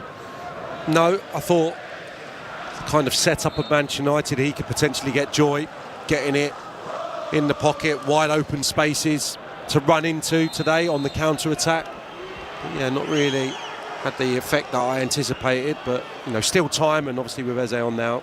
Eze plays one towards the back post. There's a looping header. It's off the bar, and Mateta forces it in, and Crystal Palace have their goal. The super sub Eberici Eze taking a free kick, looping it to the back post, off the bar. First to react, Jean-Philippe Mateta. Manchester United 0, Crystal Palace 1. Well, you can only admire the header, the initial header from Lacroix, because it's a beautiful attempt. It looks like it's going to drop underneath the crossbar, and then there's just the lack of reaction from Manchester United defenders, Manchester United players. The one who does react, no surprise really. There's a little shove, isn't there? And that's what they're complaining about. Euro is the marker of Lacroix. There's a little shove, which I'm sure they'll be looking at. I don't think, my instinct says it's not enough to be ruled out. It's a marginal little touch in the back. He makes the most of it, and Mateta reacts well to just stick his right leg out and divert it beyond the Nana into the unguarded net. With Maguire, you've got to say Martinez just looking on really. He's quicker to react, gets another goal. Yeah, I can't believe VAR is going to do anything here. He sort of just puts his hands out, but there's no pushing motion. But we'll wait and see. And the goal has been given. And that was a very quick check. In fairness, Lenny Yoro wasn't exactly protesting.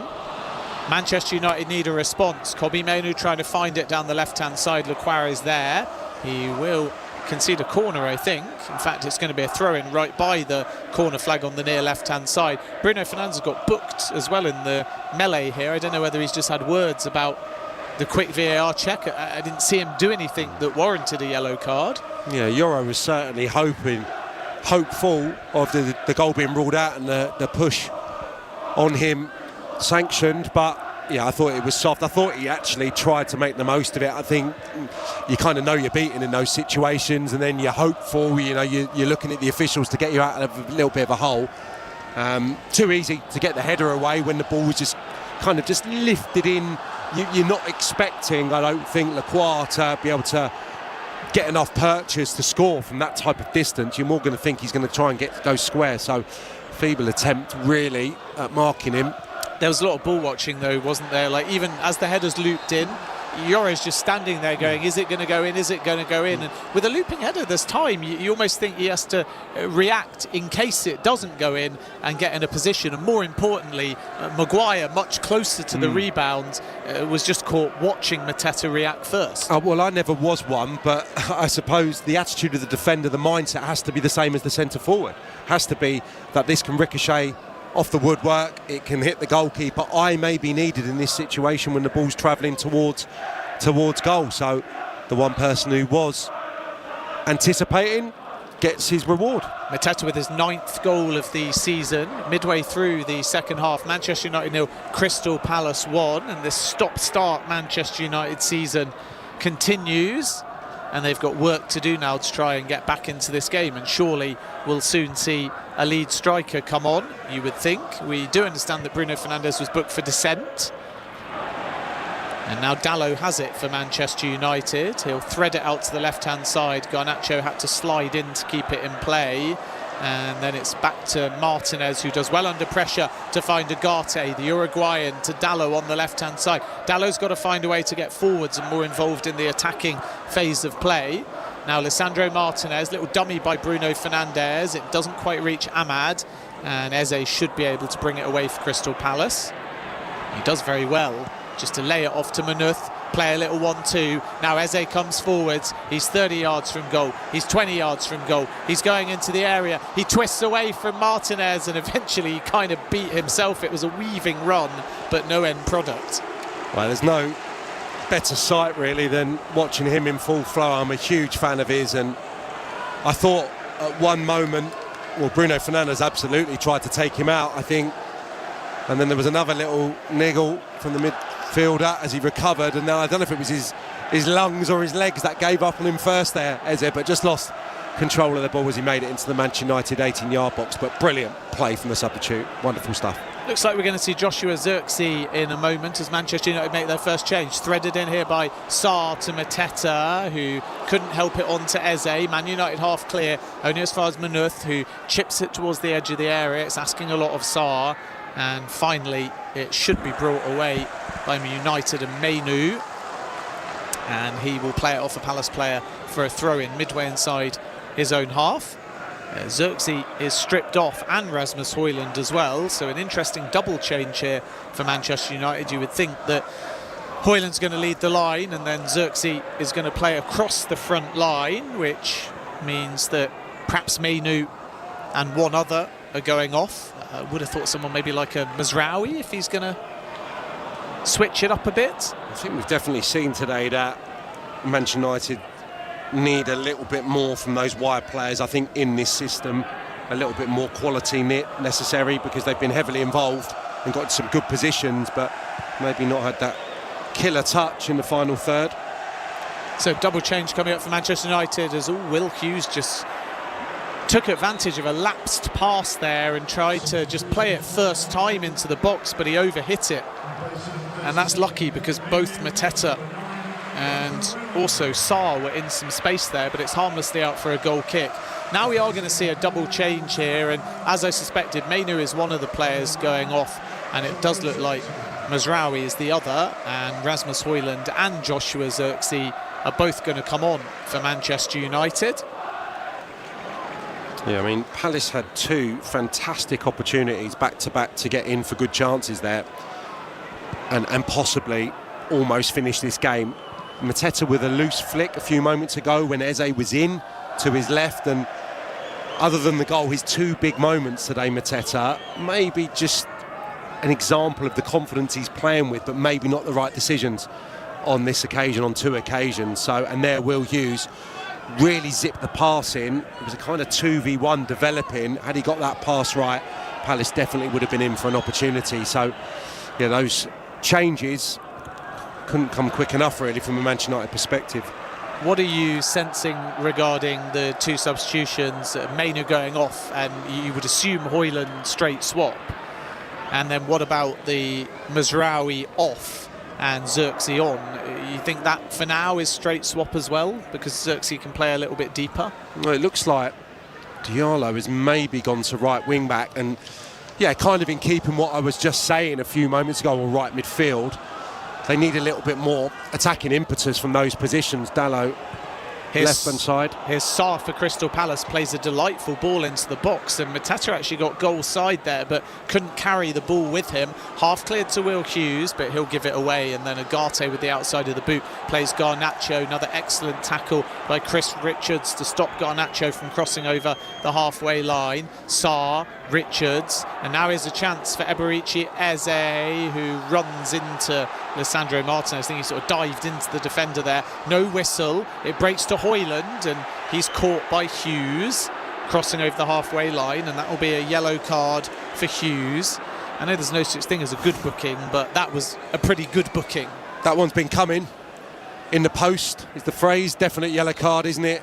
He was lucky a few moments ago, the one on Bruno Fernandes, so absolutely that's a booking. And we'll see. I think with Manchester United, it looks like the coach wants to stay strong with his message, with the way he sets his team up. They're in the same shape, but obviously they become more attacking straight away with Ahmed wide on the right-hand side now. Garnacho still as a 10 with Xerxes behind Højlund. So I think that's always the way a coach will go, make themselves more attacking in the current system. If that doesn't pay off, then maybe we'll see a change in shape. Bruno Fernandes cleverly flicks it on to Ahmed, back to Bruno Fernandes inside the area. He's got time and space. He probably could have got a shot away. Now there's a swarm of players around him, and he has to check back. Does well to keep the phase of play going, combines with Ahmad, edge of the area, and he can get a shot away, but he was leaning back and it's ballooned 3 yards over the bar. Yeah, I think I could understand Bruno Fernandes taking the touch there. I think he was just going to shift it, maybe drop a shoulder and then get a strike away, but he just hesitated. Lerma fronted him up, ready to make the challenge, and it was almost someone just paused Bruno Fernandes and he didn't execute the little bit of skill to enable him to find the space. Ahmed, the second phase, able to get his strike away, but way off target. So that booking confirmation for Will Hughes, stopping Rasmus Højlund breaking over the halfway line. I still think you take that yellow at this stage of the game when your side's 1-0 up, and Manchester United not able to quite connect in the final third, and now Palace can start to think about game management.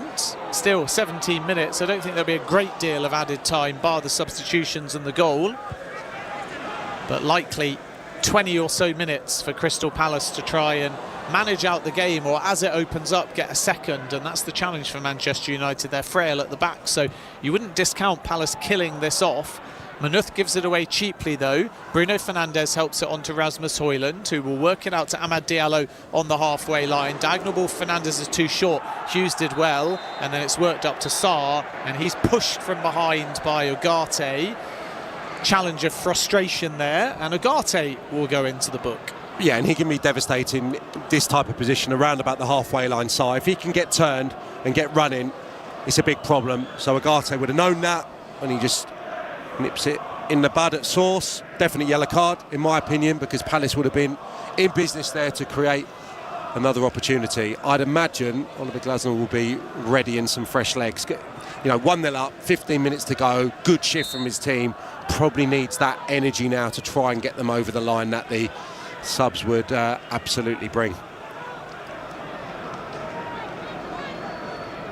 Manchester United certainly not better under Ruben Amorim yet, but it's a period of transition. It's a new system and culture. Hasn't been back with signings yet, but no denying that it is a very, very inconsistent team as Eberici Eze launched one into the box there. Again, it was dangerous and there was an element of ball watching going on. It was swung in towards the back post and it was a leaping header coming in that kind of just bounced around the 6-yard area. Lerma was the player that jumped highest, and I think Dalot just wasn't sure for a moment if he could let that one go out. Yeah, and you can hear the dissatisfaction of the home supporters, which is a bit of a rarity even in this tough spell that they're in, tough spot that they're in, tough position. You don't really get that at Old Trafford, but I think that's another free header almost. Højlund underneath the ball, so easy for Lerma to win it. Sarr gets ahead of Martinez, late whistle in favour of the Argentine. Palace are fuming. Free kick for you? My instinct says no. I'll have to see it again to be convinced that should be a foul on Martinez. He's gesticulated to the bench that he's done for the afternoon. This is an injury. Martinez feels he can't continue. I think Sarr does brilliantly here. Seeing it again now. There's a slight tug. I'm not sure how he suffers the leg injury, which maybe is going to curtail his afternoon. Just lands awkwardly. But Sarr gets himself into a position where surely Palace were going to fashion another chance on the United goal.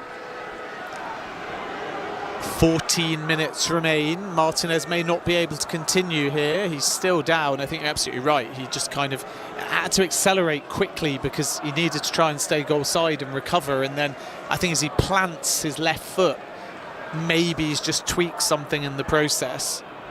And that is going to mean another change.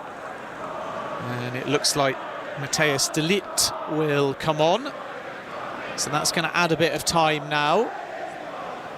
So we just get another look at the goal. Swung in by Eze.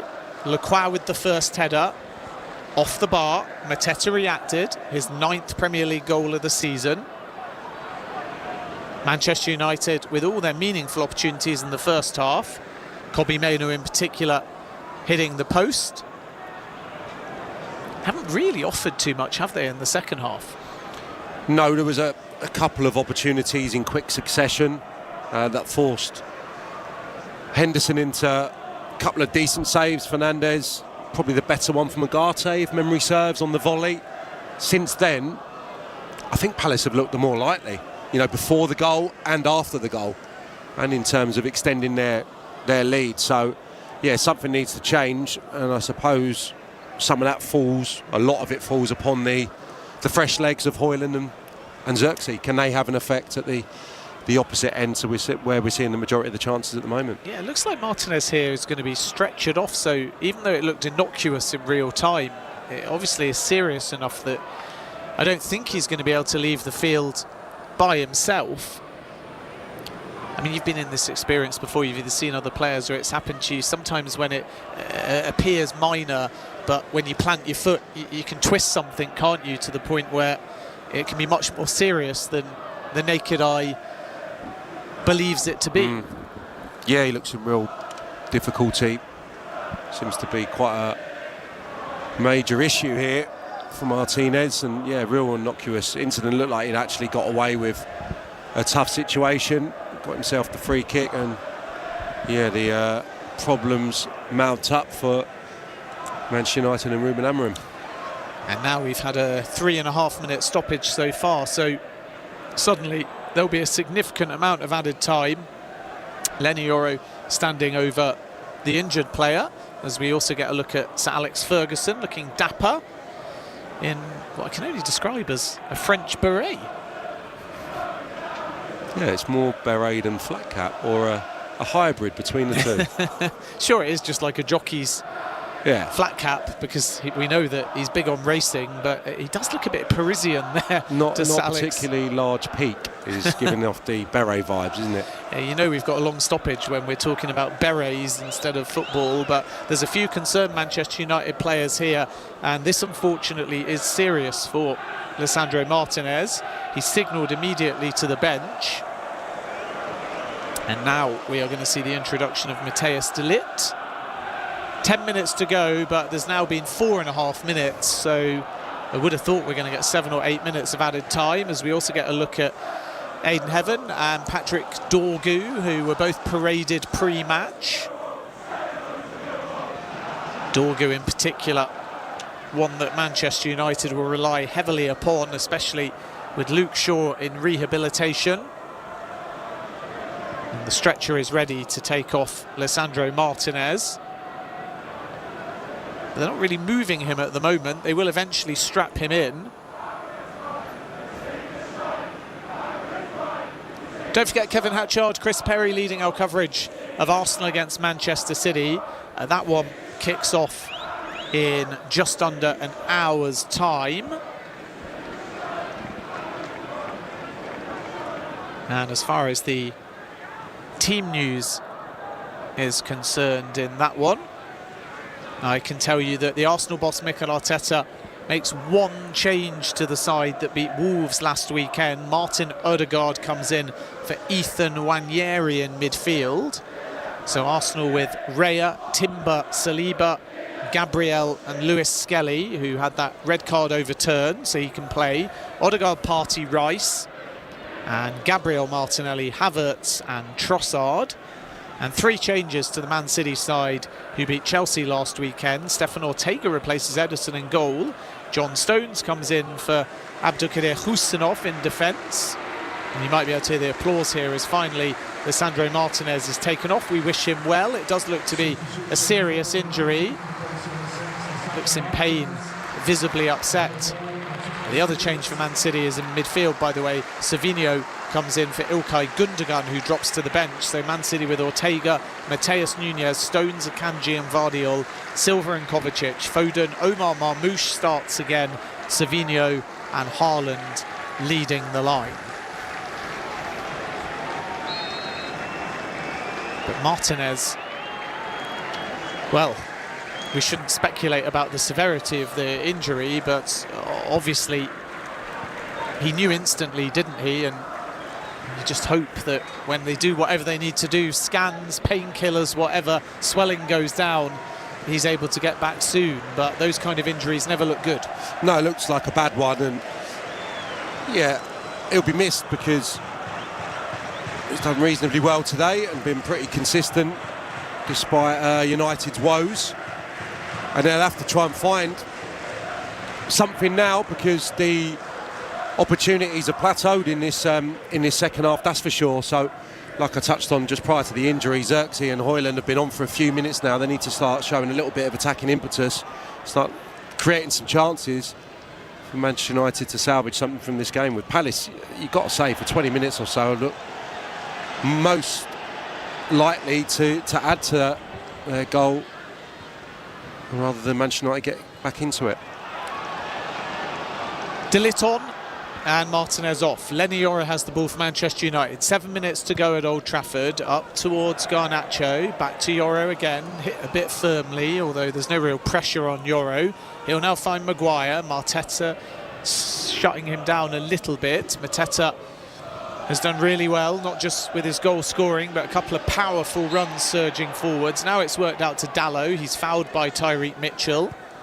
Palace are just going to make sure that they stifle the rhythm here, slow it down as much as possible. Quick free kick though, Xerxes to Ahmad on the right hand side. You still feel that he's the key. Up against Mitchell, shrugs off Mitchell, gets into a more central area, lays it off to Bruno Fernandes, chips it back forwards. There's a collision off the ball. The intended target was Højlund. Ahmad went down off the ball. I think he might have run into Lacroix, and this might be given as Palace free kick. If not, the referee's decided it's no free kick. Yeah, I think the initial foul is Højlund on Lacroix. Well, there's a little coming together, isn't it? Just clips him. I don't think he knows he's there, really. Bruno Fernandes opting to go over Palace's back line. Yeah, I don't. It's pretty innocuous. I'd be very, very surprised if anything's looked at here. 5 minutes to go, plus a significant portion now of added time, 7 or 8 minutes you would think. And it is just going to actually be a Manchester United corner because the last touch was off Lacroix. Corner comes in and it was an Olympico attempt there by Bruno Fernandes, which is punched away by Henderson under his bar. All the way back to Onana, who's on the halfway line playing sweeper keeper. Terrible diagonal ball though, which is easily dealt with by Chris Richards. Doesn't get that much purchase on the clearance though, and Bruno Fernandes picks it up. That's a better ball to the right hand side. Oh, unfortunate, because Ahmed brought it down impeccably, but then he kind of slipped, and now there's a counter-attack on for Crystal Palace. Mitchell crosses over the halfway line and Rasmus Højlund pickpockets him. I don't think he realised that Højlund was right behind him. Now Dalot on the left hand side. Garnacho, who's been quiet, hasn't he? Yeah, he has. Mitchell's out of the game here. Diallo on the ball. Yeah, Højlund helps it on to Diallo. Mitchell hasn't tracked back yet. Diallo inside the area on the right hand side. Back to De Ligt. He crosses first time. It was Will Hughes' own glancing header that should fall for a Manchester United corner. It could have been costly for Crystal Palace because Mitchell went to ground. He's got a different proposition now in terms of his defending. Amad Diallo's going to go 1v1 against him. Mazraoui wasn't doing that throughout proceedings. He was just keeping the ball. He was a little bit of a threat running inside, but now Amad Diallo looks like the most obvious avenue for United to get back into this game. 10th Manchester United corner. Bruno Fernandes put the last one right under Dean Henderson. Right hand in the air. Manchester United captain to deliver towards the back post. Simple catch for Dean Henderson again. And nobody really taking a gamble for Manchester United at the back post. And rightly, even though it's frustrating for Manchester United, Henderson will fall on the ball, waste a bit more time, and Christian Eriksen is stripped off to come on for Manchester United. You would think Agate, maybe? Yeah, quite possibly. You just need to get more creativity on there, don't you? So that would be the obvious change to me. You want to leave Fernandes on there, yeah, Agate's making way, so you got Eriksen with his craft, with his ability to unlock deep-lying defences, as Palace are going to be in the latter stages, and maybe that means Fernandes can tiptoe a little bit further forward to get himself into more scoring positions. Christian Eriksen on, and off goes Manuel Ugarte, who joined, of course, from PSG. Eriksen's game time few and far between. Some speculation that he may be looking for a move. Don't think we'll see anything in the January window, though, especially with most of the windows shutting tomorrow. And Crystal Palace are going to make some game management changes as well. Nathaniel Klein and Adam Wharton are the two players stripped off, and Tyreek Mitchell is the first to be replaced, and Will Hughes, who's been booked, is the second. So those are basically straight swaps. Klein for Mitchell, Wharton for Hughes. And that wastes a bit more time. 2.5 minutes plus added time. And whereas against Southampton they fought back late and clinical and positive, really running out of ideas at this point, Manchester United. Yeah, it's almost as if that injury came at the worst possible time. It's just disrupted United quickly after they make those changes, because you're hoping as a manager, making a double change, especially the offensive manner of them, that you're going to get an immediate return on that. As it was, 5 or 6 minutes you're standing there as your teammates getting stretchered off. So that's certainly disrupted any rhythm that they had, and now Palace fresh legs on. Oliver Glasner waiting an age really to freshen up his lineup. Now they've got them on there. Sarr, that's an incisive ball to Manuth, who's onside at least for now. Laced off unselfishly to Mateta, and he gets his brace, and Crystal Palace double their lead, and Manchester United's inconsistent season continues as Palace and a Mateta brace appear to be sending them to all 3 points. Manchester United are hoping Manuth is offside in the build-up here, but no flag. Onside is the on-field call, and it looks like Palace are heading for all 3 points. Yeah, certainly the United players, defenders in particular, hoping that there's going to be an offside flag coming to their aid or an offside decision. Munoz obviously is the one who breaks. The game getting stretched now, Manchester United having to take chances. He runs into the United half and Maguire is slow to get out, I think. He's miles onside. That's what the naked eye tells me. Mateta clearly behind Munoz as it's squared, and Mateta gets a simple opportunity to get yet another goal in a big game. Simple side-footed finish in the end, well constructed Palace move, and Maguire, I think he won't want to see that again. He's the deeper of the Manchester United defenders playing him on. Mateta has 10 Premier League goals for the season. Can't believe that this one is even close. You never know with the angle and the lines. Really unselfish from Palace's 12, Daniel Manuth. And Mateta with 10 Premier League goals for the season. And Manchester United continue to be unable to string results together. The goal stands. Maguire, the guilty party, and was a little bit at fault for the first one. Dalot trying to get one back for Manchester United, runs into trouble. Garnacho picks it up. Eriksen backwards to Yoro. The 90 minutes are up, and there will be 9 minutes of added time. As things stand, Crystal Palace will move ahead of Manchester United into 12th on 30 points, Man United on 29. 9 minutes, though, for Manchester United to try and spark a comeback. Ball comes in from the right-hand side. There's a shove there. Garnacho picks it up. He crosses into the 6-yard area. It hit Lacroix. His arms were in a natural position. Bruno Fernandes swivels and helps it on to Ahmad on the edge of the area. Eze's tracking back to Bruno Fernandes. His shot is blocked by the substitute Klein. And then Eze, by the corner flag under pressure, calmly guides it to Gaye, who will just put some distance on the clearance. Only as far as De Ligt. 90 seconds of the 9 minutes played. Up to Amad Diallo on the right-hand side. Christian Eriksen whips it to Garnacho. Garnacho takes the touch, looking for space, doesn't find any. Mateta and also Wharton defending well. Just no way through. No, and Bruno Fernandes has been ineffective in the final third today, but that was his best moment, his best ball, brilliant delivery. I want to see my teammate going and heading that. Don't worry about going to the deck because there's a bit of contact from, I think it was Munoz, wasn't it, round the far post on Dalot. I think it's there to go and attack. It was a sumptuous ball in with so much pace on it. The trajectory was perfect to be attacked, and looking for a penalty rather than being forceful and going heading the ball. Manchester United, though, have worked the ball down the left-hand side, and they've played against Palace defender for a corner here. Christian Eriksen to take it quickly from the near left-hand side. It's decent. It will find Ahmad, who tees up Bruno Fernandes.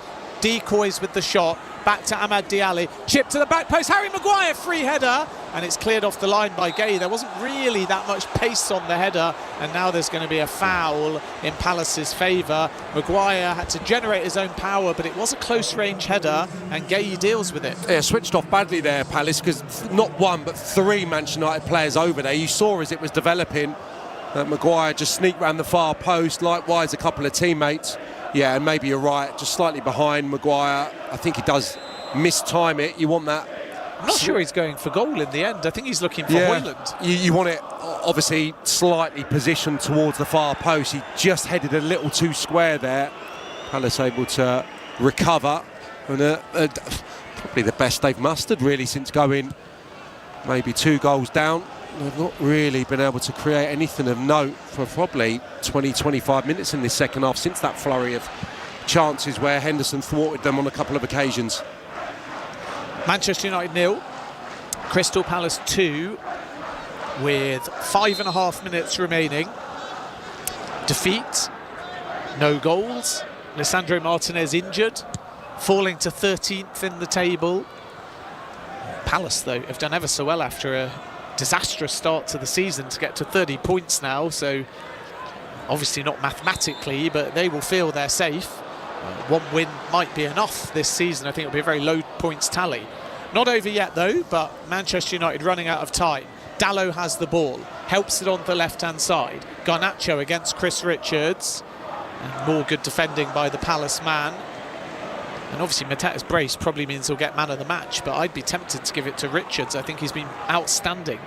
Yeah, he's been maybe the pick of that back 3. They've all had excellent games. Obviously Lacroix played a big part in the opening goal. Yeah, loads of contenders, but probably their back line, and also Mateta, obviously, for what he's given as well. He's at the post. Sorry, he's had that wonderful attempt saved by Anani. He had that brilliant run. He's got himself 2 really important goals once more, so yeah, can't look beyond him, but been some standout defensive performances. Bruno Fernandes whips one in from the right hand side. It's just ahead of Xerxes. Garnacho tries a shot, it's blocked by Sarr. Yoro will pick it up. First touch takes him backwards to Maguire. Mateta, who looks tired all of a sudden, trying to press. Now Bruno Fernandes, heavy first touch by Højlund, given away. Mateta, counter-attack. Sarr, rightly slowing things down. No need for Palace to commit numbers forwards. They go back in central midfield. Lerma off his shins. Chance for Xerxes here. Manchester United pretty much need to score now if they're to stand any kind of chance. It's out the left-hand side. Garnacho has to step on the ball to keep it in play. Goes back to Yoro. Manchester United can't afford this passing 30 yards from goal. They have to just launch it into the box. Bruno Fernandes to Amad Diallo. 4 minutes to go. Diallo to the byline. Ran it too far. Goal kick, Crystal Palace. Yeah, nothing gone right for United in this last 10-15 minutes or so. Obviously the Martinez injury, Diallo being switched to the wing-back role has not paid off either. Klein on there now with fresh legs. You'd feel that he's going to deal with him in 1v1 situations, given that he's fresh. Does an opportunity now to rotate fully and use all his substitutes. Ismaila Sarr is going to go off, and Justin Devaney, who's having a bit of breakthrough season, getting a few opportunities off the bench, comes on. And that, although they'll add the 30 seconds, just ticks the clock further down. 96 of the 99 minutes, the minimum of 9 minutes, have expired. So 2.5 minutes plus whatever's left to go. And Manchester United looking short on ideas. Half of Old Trafford is emptied. There's just no fear factor, is there, anymore about coming to Old Trafford? No, it feels like that's a conversation we've been having for probably over a year now. But absolutely, at the moment, the frequency in which they're being beaten here at Old Trafford is clearly as big an issue as the away form, or more so. It's alarming, the ease maybe that teams are coming and having success at Old Trafford. And again, I mean, Palace, great value, really good value for the victory today. Whipped into the near post and a glancing header from Rasmus Højlund, and that's not too far wide. I think for the first time Henderson was a bit panicked, he was a bit flat-footed, and it nearly looped into the far right-hand corner. Dallow's cross, free header, but it's behind Højlund. He generated power from the penalty spot, but he couldn't hit the target. Really clever attempt, because you're right, there's not any pace on it, so the direction has to be perfect, and it very nearly is. It's only a yard wide of the upright, so yeah, unfortunate there, because clever attempt. Kevin Hatchot, Chris Perry with you next. All the build-up and then full commentary of Arsenal against Manchester City. We've got 9 seconds here. It's full time in the game between Brentford and Spurs, and Tottenham found a second goal in that game. 2-0 it's finished. That's a really big win for Ange Postecoglou's side. Brentford 0, Spurs 2, the full-time score in that game. Pape Sarr with the late goal after a Vitaly Janot own goal from Son's corner. 60 seconds remain here. Manchester United in Hail Mary territory. Maguire's playing up front. He wins a glancing header onto Amad, who couldn't help the ball forwards and find a red shirt. Eriksen will pick it up.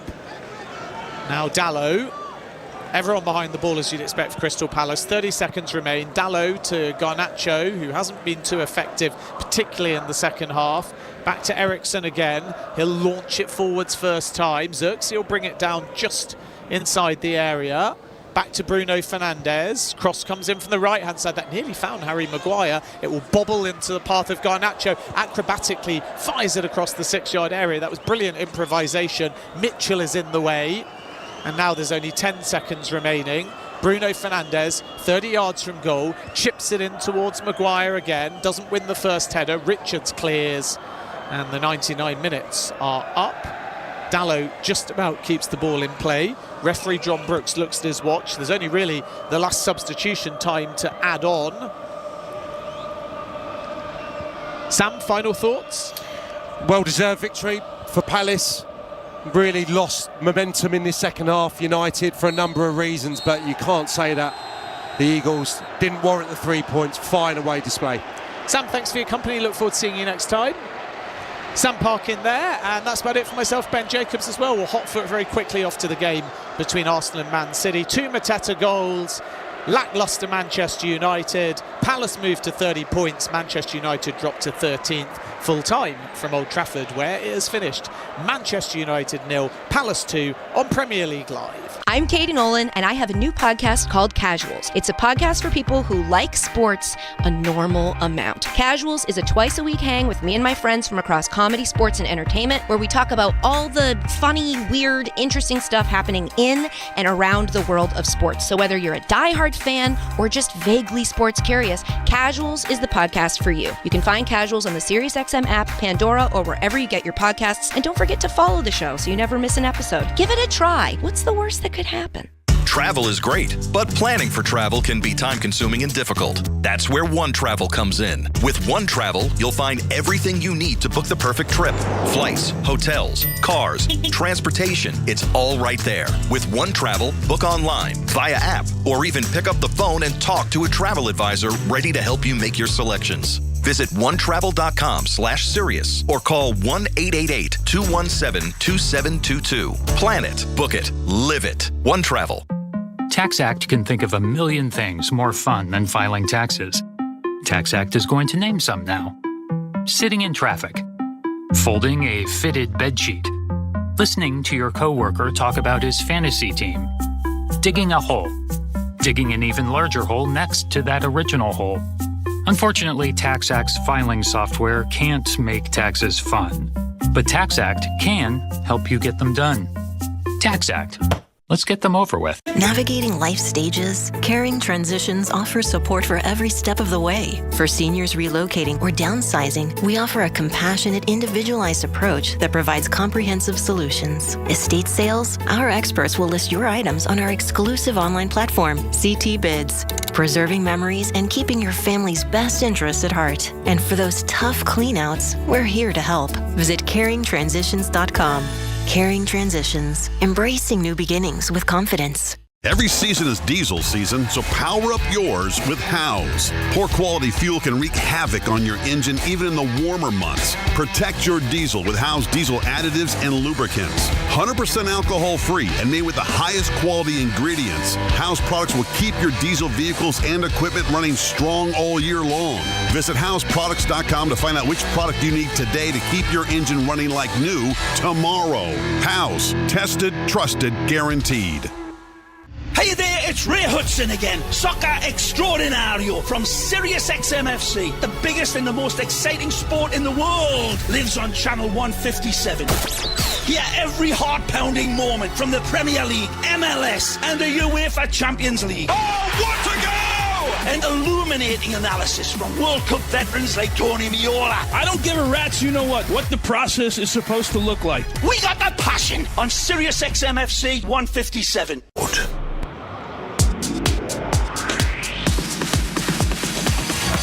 You're listening to Premier League Live with TalkSport. Opens up for a shot. Oh, it's a fabulous shot. And it's a fabulous goal. We've got every kick of every game from the world's biggest and best football league. Corner, in it comes. Oh, and it's been glanced into the right-hand corner. The goals, the drama, the excitement, the despair. That is cheeky. 20 yards out into the top corner. It's all here on Premier League Live with TalkSport. You're listening to TalkSport's coverage of Arsenal against Manchester City from the Emirates Stadium. I'm your host, Kevin Hatchard. Alongside me, the former Tottenham defender, Chris Perry. This is Premier League Live. Well, Arsenal and Manchester City have contested the title race in each of the last 2 Premier League seasons. This time around, City have faltered in a serious and unprecedented way in the Pep Guardiola era, and they are 15 points behind Liverpool with 15 games to go. Arsenal 9 points adrift of the Reds, and Mikel Arteta says his Gunners have to win every single game from here on in. Arteta unbeaten against his old mentor Guardiola in their last 3 Premier League meetings, but 2 of those were draws, and the North London Giants can ill afford to drop points today.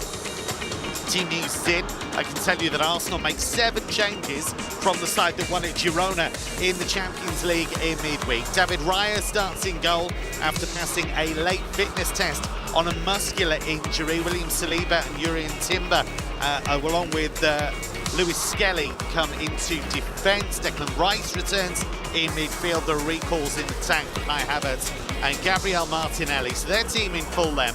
David Raya in goal. Jurrien Timber, William Saliba, Gabriel and Miles Lewis Skelly, the back four. Of course, Lewis Skelly sent off in the last Premier League game against Wolves, but that red card was rescinded. Martin Ødegaard, Thomas Partey and Declan Rice in midfield, in the front three of Gabriel Martinelli, Kai Havertz and Leandro Trossard. City make 3 changes from their vital win over Club Brugge in midweek. Goalkeeper Ederson is not fully fit, so he's out of the squad entirely. He's replaced in goal by Stefan Ortega. Omar Marmoush was ineligible in midweek, but he comes back in to replace Kevin De Bruyne. And Savinho, who changed the game on Wednesday as a half-time sub, he replaces Ilkay Gundogan. So it's Stefan Ortega in goal. The back four, Joško Gvardiol, Manuel Akanji, John Stones and Mateus Nunes. Mateo Kovacic and Bernardo Silva in midfield, with the front four of Savinho, Omar Marmoush, Phil Foden and Erling Haaland. Erling Haaland can today score the 250th goal of his club career. Chris Perry alongside me for this one. Chris, it's always a mouth-watering fixture when these two meet, and the stakes are so high because City not guaranteed Champions League football for next season. Maybe 1 or 2 people think they could still come back into it, but I don't think they can. But Arsenal, 9 points behind Liverpool, having played the same number of games. Yeah, the result for Liverpool yesterday going to Bournemouth and picking up that 2-0 victory really does pile the pressure onto Arsenal. Arsenal at home, you know, in pretty good form really. 14 Premier League home games unbeaten, 13 games unbeaten in the Premier League, but they've drawn too many, and it really is now, as Mikel Arteta has said, they almost have to win every single game. That's how good Liverpool have been. There's been so much talk about Arsenal needing more reinforcements up front. They had that bid for Ollie Watkins, which was a bit of a surprise actually, but that was swiftly dismissed out of hand. Do you think Arsenal do have a serious plan for bolstering that centre-forward position? I think they definitely want to bolster that forward position. Whether it'll happen in January or not, I'm not quite sure. I think it'll probably happen in the summer, and I think that's going to be too late for them this season. I think they need to find someone who can come in second half of the season and guarantee you 10 goals in the second half of the season. I'm not sure they're going to be able to get that. I think Ollie Watkins might offer that. How high they'll have to go and whether Villa want to sell him, it is a completely different question. And Villa, of course, have sold John Duran to Al Nassr in Saudi Arabia, so they are thin on the ground in terms of striking options if they were to let Watkins go as well. As for Manchester City, that was an enormous win for them on Wednesday, because if they hadn't beaten Club Brugge, they would be out of Europe. It was, and it certainly wasn't easy with Brugge taking the lead just before half-time. But they showed good character in the second half, and they're in a pretty good place. That they're improving. I think you can see that 6 Premier League games unbeaten, albeit 6 games. If it was the normal Man City, you'd expect them to win quite comfortably, and they have won a couple of those quite comfortably.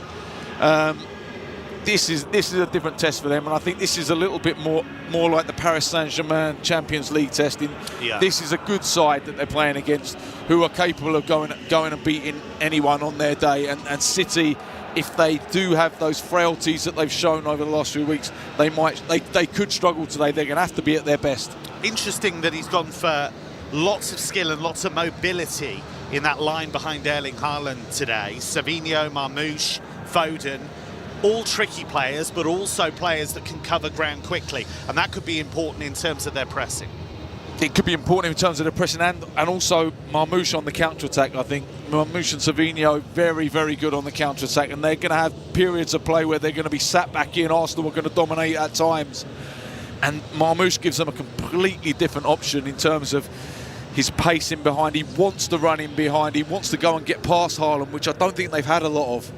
In terms of the Premier League table, this is what this game means, really. You've got Liverpool at the top. Chris quite rightly said they won at Bournemouth yesterday. That has piled the pressure on Arsenal. Arsenal 9 points behind them at the moment. They're in second place, but both Liverpool and Arsenal have played the same number of games. Nottingham Forest have played a game more. They're level on points with Arsenal. City, 6 points behind both Arsenal and Forest at the moment. They're in fourth position, so on track at least for Champions League qualification. But that win for Liverpool at Bournemouth has really applied the pressure.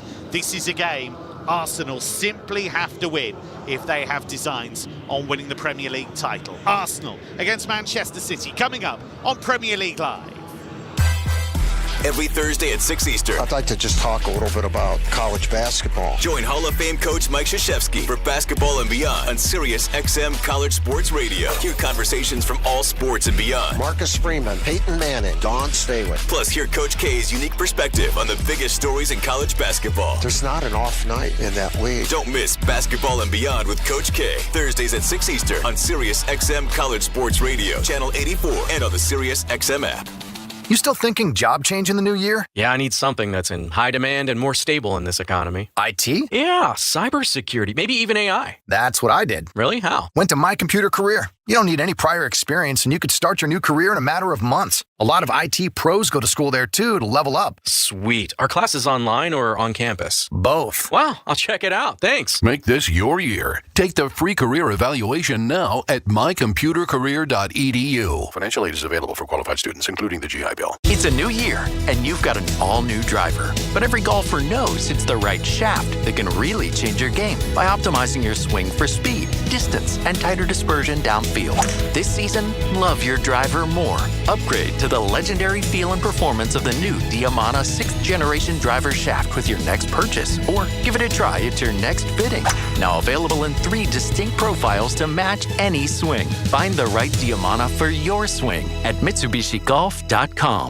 Hi, I'm Sherry Harris, owner of LifeSource Water. Put your family first and get healthy water today with LifeSource. As a mom and new grandmother, it gives me comfort knowing my family has clean, safe water from every tap. Bath time is especially enjoyable knowing that my grandson is not sitting in a tub of skin-irritating chlorine. Call now and receive free basic installation at 800-WATER-99 or visit us at lifesourcewater.com. LifeSource. Taste and feel the difference. Eczema flaring up again? We have good news. Exoderm. If you or someone you love suffers from eczema or dermatitis, get Exoderm, the common sense answer for eczema. This stuff really does work. Exoderm contains the #1 doctor-recommended ingredient in a clean hypoallergenic cream with no harsh additives. Take back control of your eczema with affordable, fast-acting Exoderm Flare Control Cream. Exoderm. It's in the first aid aisle of your local drugstore, supermarket, or big box store. Get Hall of Fame insight from Tony Miola on Sirius XM FC. A penalty shootout will decide this game. If I took a poll of every person in this stadium, is the guy going to save it or is the guy going to score? 99.9% of those people, the guy's going to score goals. So for me, there's no pressure. This is why a save is like so big, because you're not expecting it. One thing I'm really proud of, never lost a penalty kick shootout when I was in goal, ever. World-class analysis from World Cup veterans. Sirius XM FC 157. Welcome back to Premier League Live. We're looking ahead to our big commentary this afternoon, which is Arsenal against Manchester City. Arsenal 9 points behind the leaders Liverpool at the moment, and they've played the same number of games. We've already had a couple of games in the Premier League today. Let's bring you the best of the action. Son's corner towards the near post, and it goes all the way in. Well, the goalkeeper Valdimarsson came for it. I'm not sure whether he got the last touch or not. Heung-min Son celebrates as his corner goes all the way in, but there was a touch for sure off a Brentford defender. Yeah, it was Janelt who it came off last. Eze plays one towards the back post. There's a looping header. It's off the bar, and Mateta forces it in.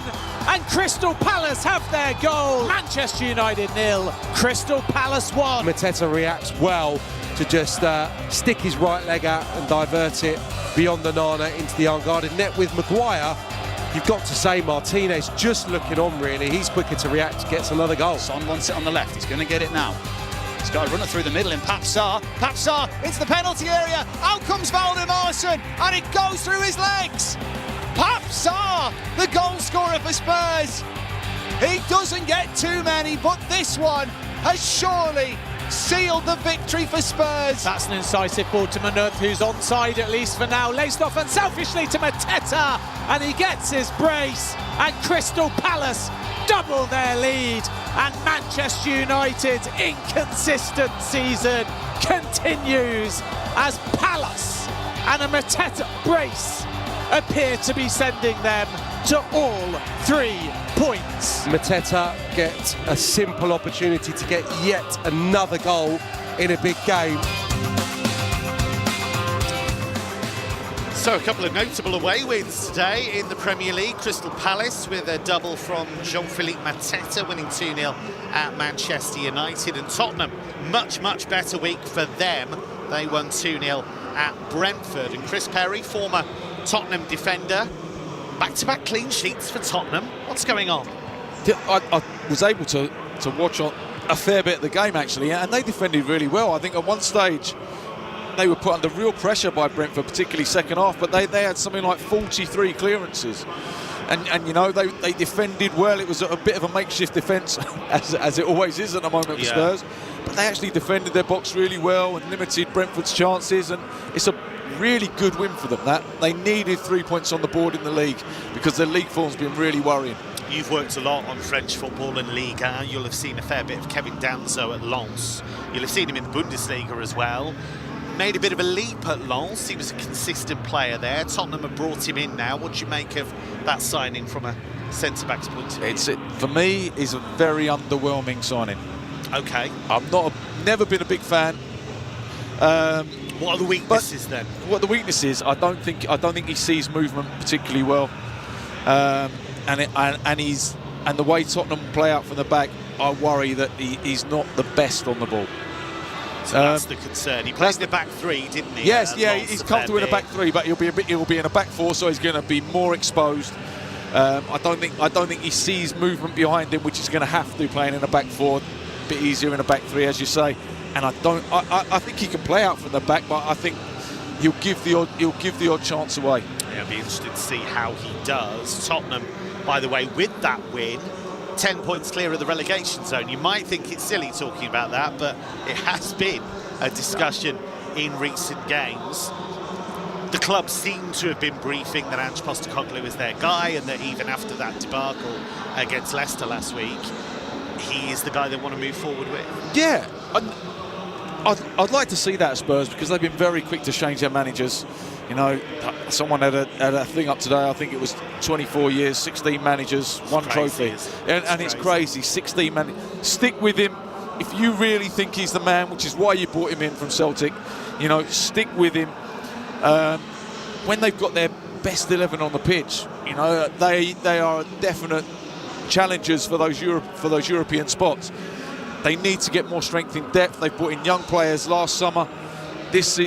Hopefully they can bring in a couple of more experienced players over the next summer if Ange can get that way. I think a lot's going to depend on what happens in the two cups. Obviously the Europa League, they did really well to finish in the top 8, get a couple of weeks off, and then, you know, you've got the Carabao Cup, now, semi-final. That's the old what I used to play. Be talking about next. I had a few Littlewoods ones, and Coca-Cola used to give me a bike when you won man of the match. You used to get a bike, yep.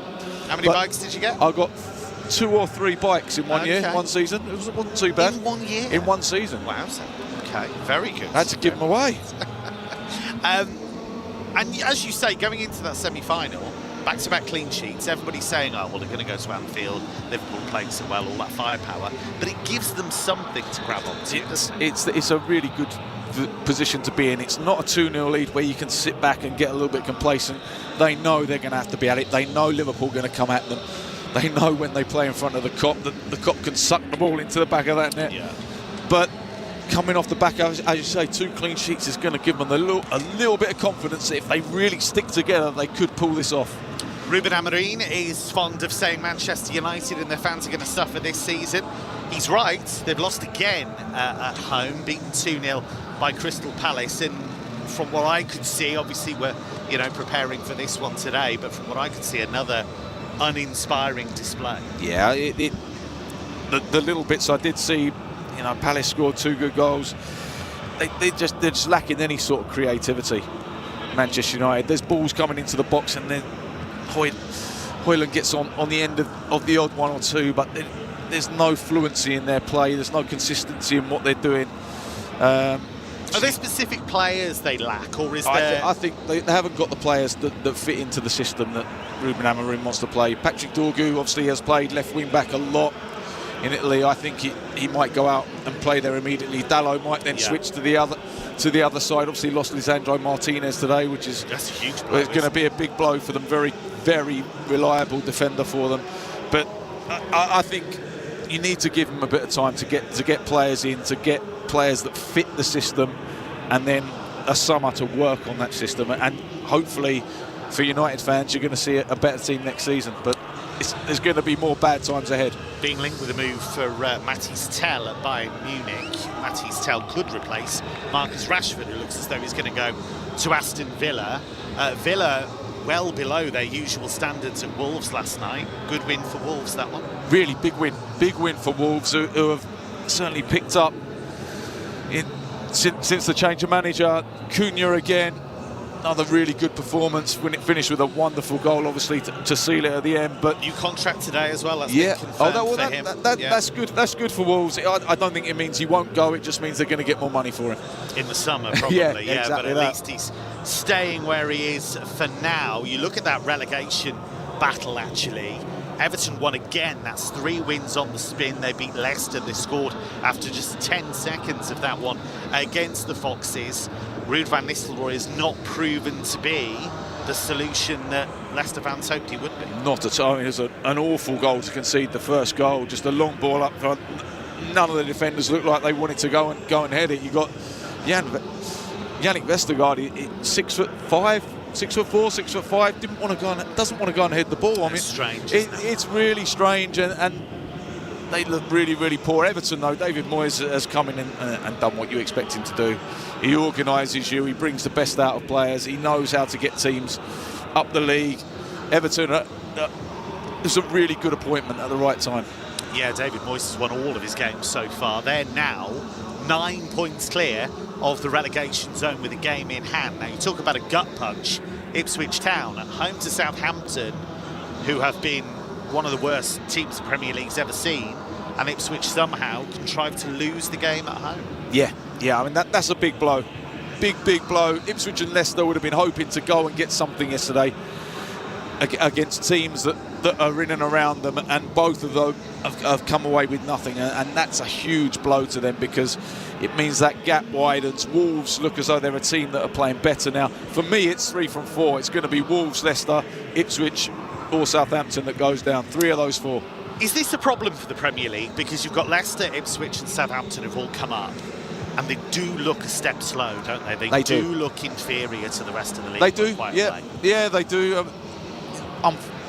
I think what they've got at the moment is there's a number of teams that have been in the Premier League for a long time, and so the finances build up. What you need is some new blood to stay up, and then you're going to get those ups and downs. Yeah, exactly, yeah. Like Brentford have done, like Brentford have done over the years, exactly that. And you look at what Fulham are doing as well, both of them in the top 11 right now. OK, time to focus on our game, and what a game it is. Arsenal hoping to put pressure on Liverpool at the top by beating their old foes Manchester City. It is a game for the ages, and it's become one of the league's most enduring modern rivalries. Turn. He slips in Erling Haaland, who could be in. Erling Haaland scores!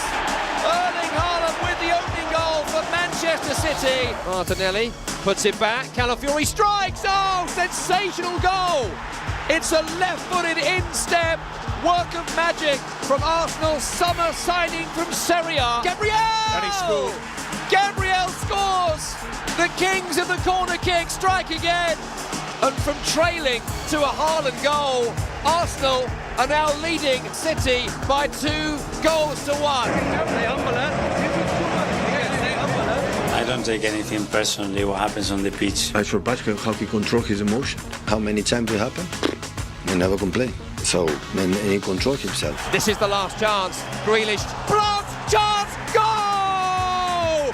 Goal, Manchester Manchester City, 98th minute. Arsenal can't believe what's happened to them. We have been so incredible. It's full of emotions and things that Everyone can do whatever you want. There is a referee have to intervene when it's not fair. I just leave it aside and move on. That 2-2 draw at the Etihad earlier this season was so packed with incident. That late equaliser from John Stones. Arsenal playing the whole of the second half with 10 men, nearly saw it through but had to settle for a point.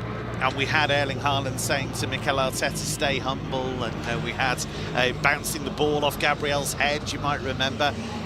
They don't like each other, these two, do they? They certainly don't know. They've been challenging each other now for the last 3 or 4 seasons. Manchester City have come out on top every single time, and you can see that they've really got under Arsenal's skin more than the other way round.